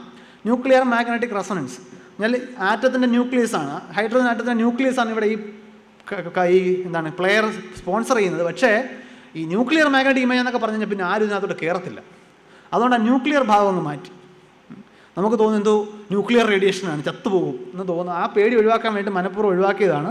അത് രണ്ട് രീതിയിലും പറയാം. നമുക്ക് ഫിസിക്സിനോടാണ് മമതയെങ്കിൽ ഒഴിവാക്കരുത്.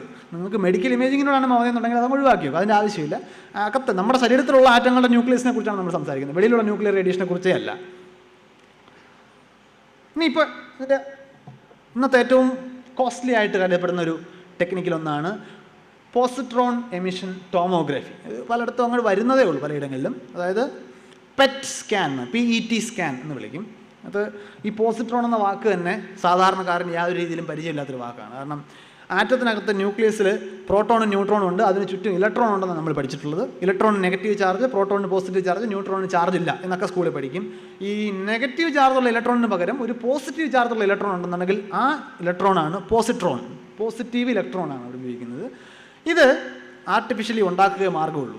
റേഡിയോ ആക്ടിവിറ്റി എന്ന് പറയുന്ന ഒരു പ്രത്യേക പ്രതിഭാസത്തെ ഉപയോഗപ്പെടുത്തി ആർട്ടിഫിഷ്യലായിട്ടാണ് നമ്മൾ പോസിട്രോൺ ഉണ്ടാക്കുന്നത്. അവിടെ നമ്മൾ ചെയ്യുന്നത്, ഇപ്പം നമ്മുടെ ശരീരത്തിൽ ഒരുപാട് മെറ്റബോളിസം, അതായത് ഉപാപചയ പ്രവർത്തനങ്ങൾ നടക്കുന്നിടങ്ങളിൽ ഒരു ക്യാഷായിട്ട്, ഉപാപചയ പ്രവർത്തനത്തിൻ്റെ ക്യാഷ് എന്ന് പറയുന്നത് ശരിക്കും ഗ്ലൂക്കോസാണ്. ഗ്ലൂക്കോസ് ഉപയോഗിക്കപ്പെടുമ്പോഴാണ് അവിടെ കൂടുതൽ ശരീരം ആക്റ്റീവാണ് എന്ന് നമുക്ക് തോന്നിക്കുന്നത്. അപ്പോൾ നമ്മൾ ചെയ്യുന്നത് ശരീരത്തിലേക്ക് ഗ്ലൂക്കോസ് എന്ന് പറയുന്ന രീതിയിൽ ഒരു സാധനം കൊടുക്കും. മറ്റേ പഞ്ചാബി ഹൗസ് സിനിമയ്ക്കകത്ത് മറ്റേ പച്ചവെള്ളം കൊഴിച്ചിട്ട് മുട്ടയാണെന്ന് ഓംലെറ്റാണെന്ന് പറഞ്ഞാൽ മതി എന്ന് പറയുന്നത് പോലെ ശരീരത്തെ പറ്റിക്കുന്നൊരു പരിപാടിയാണ് ചെയ്യുന്നത്. ഈ ഗ്ലൂക്കോസിൽ ഓക്സിജൻ ഉണ്ട്. ആ ഓക്സിജൻ വരുന്നിടത്ത് ഓക്സിജനെ മാറ്റിയിട്ട് അവിടെ ഒരു ഫ്ലൂറിൻ വെച്ചുവിടും. ഓക്സിജനും ഫ്ലൂറിനും ഈ പറഞ്ഞതുപോലെയാണ്. എക്സ്ട്രീം കണ്ടീഷൻസ് മാത്രമേ ഇവർ തമ്മിലുള്ള വ്യത്യാസം, രാസ സ്വഭാവത്തിലുള്ള വ്യത്യാസം മനസ്സിലുള്ളൂ. ബാക്കി ഏതാണ്ട് ഒരുപോലെ ഒരേ ഗ്രൂപ്പിൽ പെടുന്ന രണ്ട് ആറ്റങ്ങളാണ്. വെറും ഫ്ലൂറിനല്ല, റേഡിയോ ആക്റ്റീവ് ഫ്ലൂറിൻ 18 എന്ന് പറയുന്നൊരു ഫ്ലൂറിനാണ് അവിടെ വെച്ച് കൊടുക്കുന്നത്. ഓക്സിജനെ മാറ്റിയിട്ട് ഫ്ലൂറിൻ വെച്ച് കൊടുക്കും.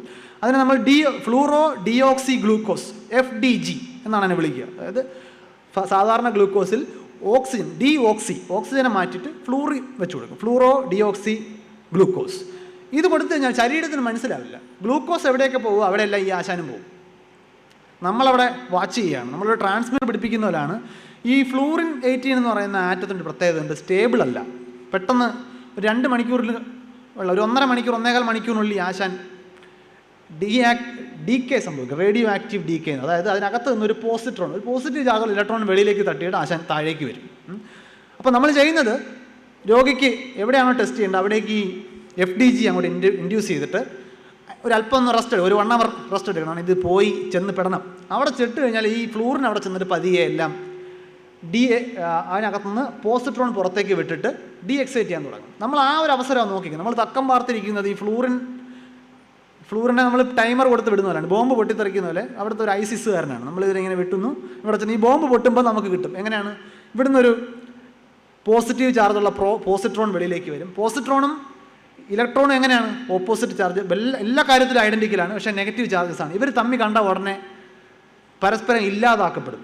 അപ്പോൾ ഇവർക്ക് തമ്മിൽ ഇവരുടെ മാസിന് തുല്യമായിട്ടുള്ള ഊർജ്ജം പുറത്തേക്ക് വിടും. അത് സാധാരണ ഇലക്ട്രോ മാഗ്നറ്റിക് റേഡിയേഷനായിട്ട് പുറത്തേക്ക് വരും. അത് ഗാമ റൈസിൻ്റെ രൂപത്തിലാണ് തിരിച്ചു വരുന്നത്. ഈ ഗാമ റൈസാണ് നമ്മൾ പിടിച്ചെടുക്കുന്നത്. അപ്പോൾ എവിടെയൊക്കെ ഈ സാധനം പോകുന്നുണ്ടോ, ഗ്ലൂക്കോസ് എവിടെയൊക്കെ ഉപയോഗിക്കപ്പെടുന്നുണ്ടോ അവിടെ നിന്നെല്ലാം പോസിട്രോൺ ഇലക്ട്രോൺ അനിഹിലേഷൻ, പരസ്പര നാശനം നടന്നിട്ട് ഗാമ റൈസ് പുറത്ത് വരും. നമ്മൾ ആ ചുറ്റുമുള്ള ക്യാമറ വെച്ചിട്ട് ഈ ഗാമ റൈസ് എവിടുന്ന് ഏതളവിൽ വരുന്നു എന്നാണ് നോക്കുന്നത്.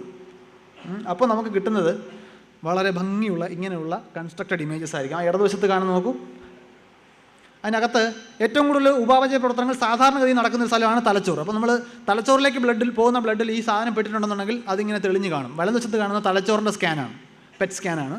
ഇടതുവശത്ത് അയാളുടെ ആ മനുഷ്യൻ്റെ യൂറിനറി ബ്ലാഡറിൽ ഇത് വന്ന് കിടപ്പുണ്ട്. ആ താഴെ കാണുന്ന ഒരുപാട് ഇൻറ്റൻസിറ്റിയിൽ അവിടെ ഇത് എത്തിയിട്ടുണ്ട്. പിന്നെ അയാൾക്ക് ലിവറിലൊരു ക്യാൻസറസ് ആയിട്ടുള്ള ഭാഗമുണ്ട്, അവിടെ ഇതിങ്ങനെ ഉപയോഗിക്കപ്പെടുന്നത്. അതായത് ക്യാൻസറസ് ആയിട്ടുള്ള സ്ഥലങ്ങളിൽ സെല്ലുകൾ ഇങ്ങനെ പെരുകിക്കൊണ്ടിരിക്കുകയാണ്, അവിടെ ഇതിൻ്റെ ഉപയോഗം കൂടുതലായിരിക്കും. ഗ്ലൂക്കോസ് പെട്ടെന്ന് കൈമാറപ്പെടുന്ന സ്ഥലമാണ്. അപ്പോൾ എവിടെയൊക്കെയാണോ ക്യാൻസറസ് ഉള്ളത്, ക്യാൻസറിലേക്ക് നയിക്കാൻ സാധ്യതയുള്ള പ്രവർത്തനങ്ങൾ നടക്കുന്നത്, അതായത് ക്യാൻസർ അങ്ങോട്ട് ഇൻറ്റൻസിഫൈ ചെയ്യുന്നതിന് മുമ്പ് തന്നെ ആ ലക്ഷണം കണ്ടിട്ട് ക്യാൻസർ ആണ് എന്നതോ അല്ലെങ്കിൽ ക്യാൻസർ പടരുന്നുണ്ടോ, ഇങ്ങനെയൊക്കെയുള്ള കാര്യങ്ങളാണ് നമ്മൾ ശ്രദ്ധിക്കുന്നത്. വളരെ ചിലവുള്ള പദ്ധതിയാണ്. പോസിട്രോൺ എമിഷൻ ആ ഒരു എക്സ്ട്രീം കണ്ടീഷനിൽ മാത്രമേ ഉപയോഗിക്കാറുള്ളൂ. അപ്പോൾ തൽക്കാലം ഇതിൻ്റെ തിയറി ഇത്രയും പറഞ്ഞ് അവസാനിപ്പിക്കാനാണ് കരുതുന്നത്. കൂടുതൽ ന്യൂക്ലിയേഴ്സ് അതെങ്ങനെ പ്രവർത്തിക്കുന്നു, അതിൻ്റെ എനർജി എങ്ങനെ ഡിറ്റക്ട് ചെയ്യുന്നു, അത് വേറെ ഫീൽഡാണ്, നമുക്കതങ്ങ് വിട്ടേക്കാം. ബേസിക്കലി ഏറ്റവും കൂടുതൽ പെറ്റ് സ്കാൻ അല്ലെങ്കിൽ പോസിട്രോൺ എമിഷൻ ടോമോഗ്രാഫി ഉപയോഗിക്കപ്പെടുന്നത് ക്യാൻസർ ട്രീറ്റ്മെൻറ്റിൽ, ക്യാൻസറിൻ്റെ ഡിറ്റക്ഷനിലാണ് ഉപയോഗിക്കപ്പെടുന്നത്. ചിലയിടങ്ങളിൽ ഈ പോസിട്രോൺ എമിഷൻ ടോമോഗ്രാഫിയോട് ഒപ്പം തന്നെ ഒരു CT കമ്പ്യൂട്ടർ ടോമോഗ്രാഫി, എക്സ്റേ ടോമോഗ്രാഫിയും കൂടെ ചേർത്തിട്ട് ഒരു കോമ്പൗണ്ട് ടെക്നോളജി ആയിട്ട് ഉപയോഗിക്കാറുണ്ട്. അതാണ് ഞാൻ പറഞ്ഞത്. സാങ്കേതികവിദ്യയുടെ ഭാഗത്തോട്ട് വന്നു കഴിഞ്ഞാൽ ഇതതിൻ്റെ ബേസിക് തിയറി മാത്രമാണ്. സാങ്കേതികവിദ്യയുടെ ഭാഗങ്ങളിൽ ഇത് പലയിടത്തും ഹൈബ്രിഡ് ആയിട്ടാണ് ഉപയോഗിക്കുക. ഒന്നിലധികം സാങ്കേതികവിദ്യകൾ കമ്പൈൻ ചെയ്ത് നമുക്ക് ഇതിനകത്ത് എന്തൊക്കെ ഇൻഫർമേഷൻ എക്സ്ട്രാക്ട് ചെയ്തെടുക്കാൻ പറ്റുമോ അതിനൊക്കെയുള്ള സാങ്കേതികവിദ്യകൾ ഇന്ന് നിന്നും ഡെവലപ്പ് ചെയ്തുകൊണ്ടിരിക്കുന്നുണ്ട്. ഇപ്പോഴും വളരെയധികം റിസർച്ച് നടക്കുന്ന ഒരു ഏരിയയാണ്. ഇത്രയും പറഞ്ഞുകൊണ്ട് എനിക്കറിയാം ഇതിനകത്ത് ഇതൊന്നും പൂർണ്ണമല്ല, വളരെ അടിസ്ഥാനപരമായി എൻ്റെ പിന്നിൽ പ്രവർത്തിക്കുന്ന ശാസ്ത്രം മാത്രമേ പറയാൻ ഉദ്ദേശിച്ചിട്ടുള്ളൂ. ഇതിനപ്പുറത്തേക്ക് ഒന്നും പറയാനുള്ള ആളും ഞാനല്ല, അത് പറ്റിയൊരു സമയവും ഇതല്ല. അപ്പോൾ ഇത്രയും നേരം ക്ഷമയോടുകൂടി കേട്ടിരുന്ന എല്ലാവർക്കും നന്ദി പറഞ്ഞുകൊണ്ട് നിർത്തുന്നു. എന്തെങ്കിലും ചോദ്യങ്ങളുണ്ടെങ്കിൽ ആവാം, എന്നെക്കൊണ്ട് പറ്റുന്നതാണെങ്കിൽ മറുപടി പറയാൻ ശ്രമിക്കാം. ഇപ്പോൾ ഇവിടെ കാണിച്ചിട്ടുള്ള ഇമേജുകളൊക്കെ നമ്മൾ കമ്പ്യൂട്ടർ വെച്ചാണല്ലോ അനലൈസ് ചെയ്യുന്നത്. അപ്പോൾ അതിന് എററിനുള്ള സാധ്യത ഉണ്ടോ?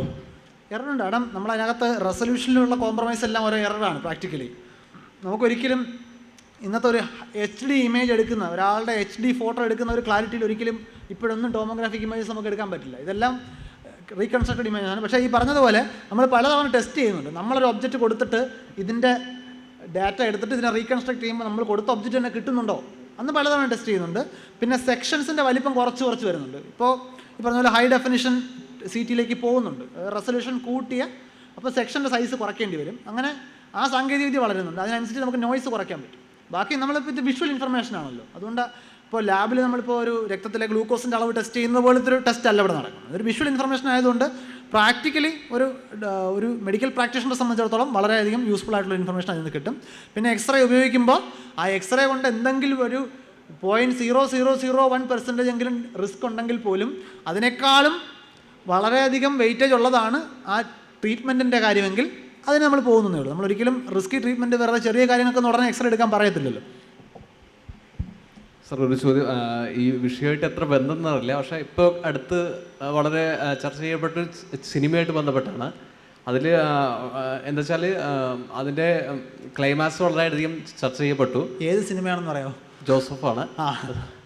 അപ്പോൾ അതിൽ എന്താ വെച്ചാൽ ഹോസ്പിറ്റലിൽ അവയവ വ്യാപാരത്തിന് വേണ്ടി അവർ ഏത് അറ്റം വരെ പോകുന്നുണ്ട് രീതിയിലൊക്കെ ഒരു ഇതാണ്. അപ്പോൾ അതിനെക്കുറിച്ചൊന്ന് ഈ പറയുന്ന പോലെ അതിനകത്ത് കുറേ വെറും സയൻസ് അതിനകത്തില്ല, അതിനകത്ത് പൊളിറ്റിക്സാണ്. പൊളിറ്റിക്സ് അല്ലെങ്കിൽ സോഷ്യൽ സയൻസ് എന്നൊക്കെ വിളിക്കാവുന്ന വിഷയങ്ങളാണ്. അത് ആ ഫീൽഡിൽ നിൽക്കുന്നവരാണ് അതിനെക്കുറിച്ച് അഭിപ്രായം പറയേണ്ടത്. ജോസഫിൻ്റെ ക്ലൈമാക്സ് നമ്മുടെ മെഡിക്കൽ സയൻസിനെ കുറിച്ച് പറയുന്നത് പോലെ തന്നെയാണ് ഇൻ്റർസ്റ്റെല്ലാർ സിനിമയുടെ ക്ലൈമാക്സ് ക്വാണ്ടം മെക്കാനിക്സിനെ കുറിച്ച് പറയുന്നത്. അത്രയും മനസ്സിലാക്കിയാൽ മതി. സിനിമ അവസാനിപ്പിക്കണം, അപ്പോൾ അതിനെന്തെങ്കിലും ഒരു സംഗതി വേണം. അങ്ങനെ ഞാൻ അതിനെ കണ്ടിട്ടുള്ളൂ. അത് മാറ്റി നിർത്തി സിനിമ കാണുക എന്ന് പറയുന്നത്. ആ സിനിമ കണ്ടിട്ട് ഇനി ഇത് മുഴുവൻ കുഴപ്പമാണെന്ന് ആരെങ്കിലും വിചാരിക്കുന്നുണ്ടെങ്കിൽ അവർ വേറെ പല രീതിയിലും കുഴപ്പങ്ങൾ ചാടാൻ സാധ്യതയുള്ള ആൾക്കാരാണ്. അപ്പം റിസ്ക് എന്തായാലും അവിടെ ഉണ്ട്. അതൊരു സിനിമ വെച്ചിട്ട് നമ്മളൊരിക്കലും ജഡ്ജ് ചെയ്യേണ്ട കാര്യമില്ലെന്നാണ് എനിക്ക് തോന്നുന്നത്. അത് ആ പറയുന്ന പോലെ ഈ പറയുന്ന പോലെ ഈ അടി കിട്ടി മരിക്കാൻ തയ്യാറായി ഒരാൾ അവിടെ ചെല്ലുകയും അത് വെച്ചിട്ട് അയാൾ ഒരു വലിയ മരുന്ന് മാഫിയെ തടയുകയൊക്കെ ചെയ്യുകയും അവസാനം വക്കീൽ വന്ന് ഡയലോഗ് അടിച്ചിട്ട് ഇറങ്ങി പോവുകയൊക്കെ ചെയ്യാമെന്ന് പറയുമ്പോൾ തന്നെ ആ സിനിമയുടെ ഒരു ആക്യുറസി ഏതാണ്ട് വ്യക്തമാണ്. അപ്പോൾ ആ ഒരു ലൈറ്റ് സെൻസിൽ മാത്രം എടുത്താൽ മതി. അതിനെക്കുറിച്ച് എന്തായാലും ആ സിനിമയുടെ തിരക്കഥാകൃത്തോ സംവിധായകനോ മെഡിക്കൽ സയൻസിനെ കുറിച്ചോ അതിൻ്റെ എത്തിക്സിനെ കുറിച്ചോ സംസാരിക്കാൻ മാത്രമുള്ള ബാക്ക്ഗ്രൗണ്ട് ഇൻഫർമേഷൻ ഉള്ള ആളുകളല്ല എന്ന് മാത്രമേ അതിനകത്ത് നമുക്ക് വ്യക്തമായിട്ട് മനസ്സിലാക്കാൻ പറ്റുള്ളൂ.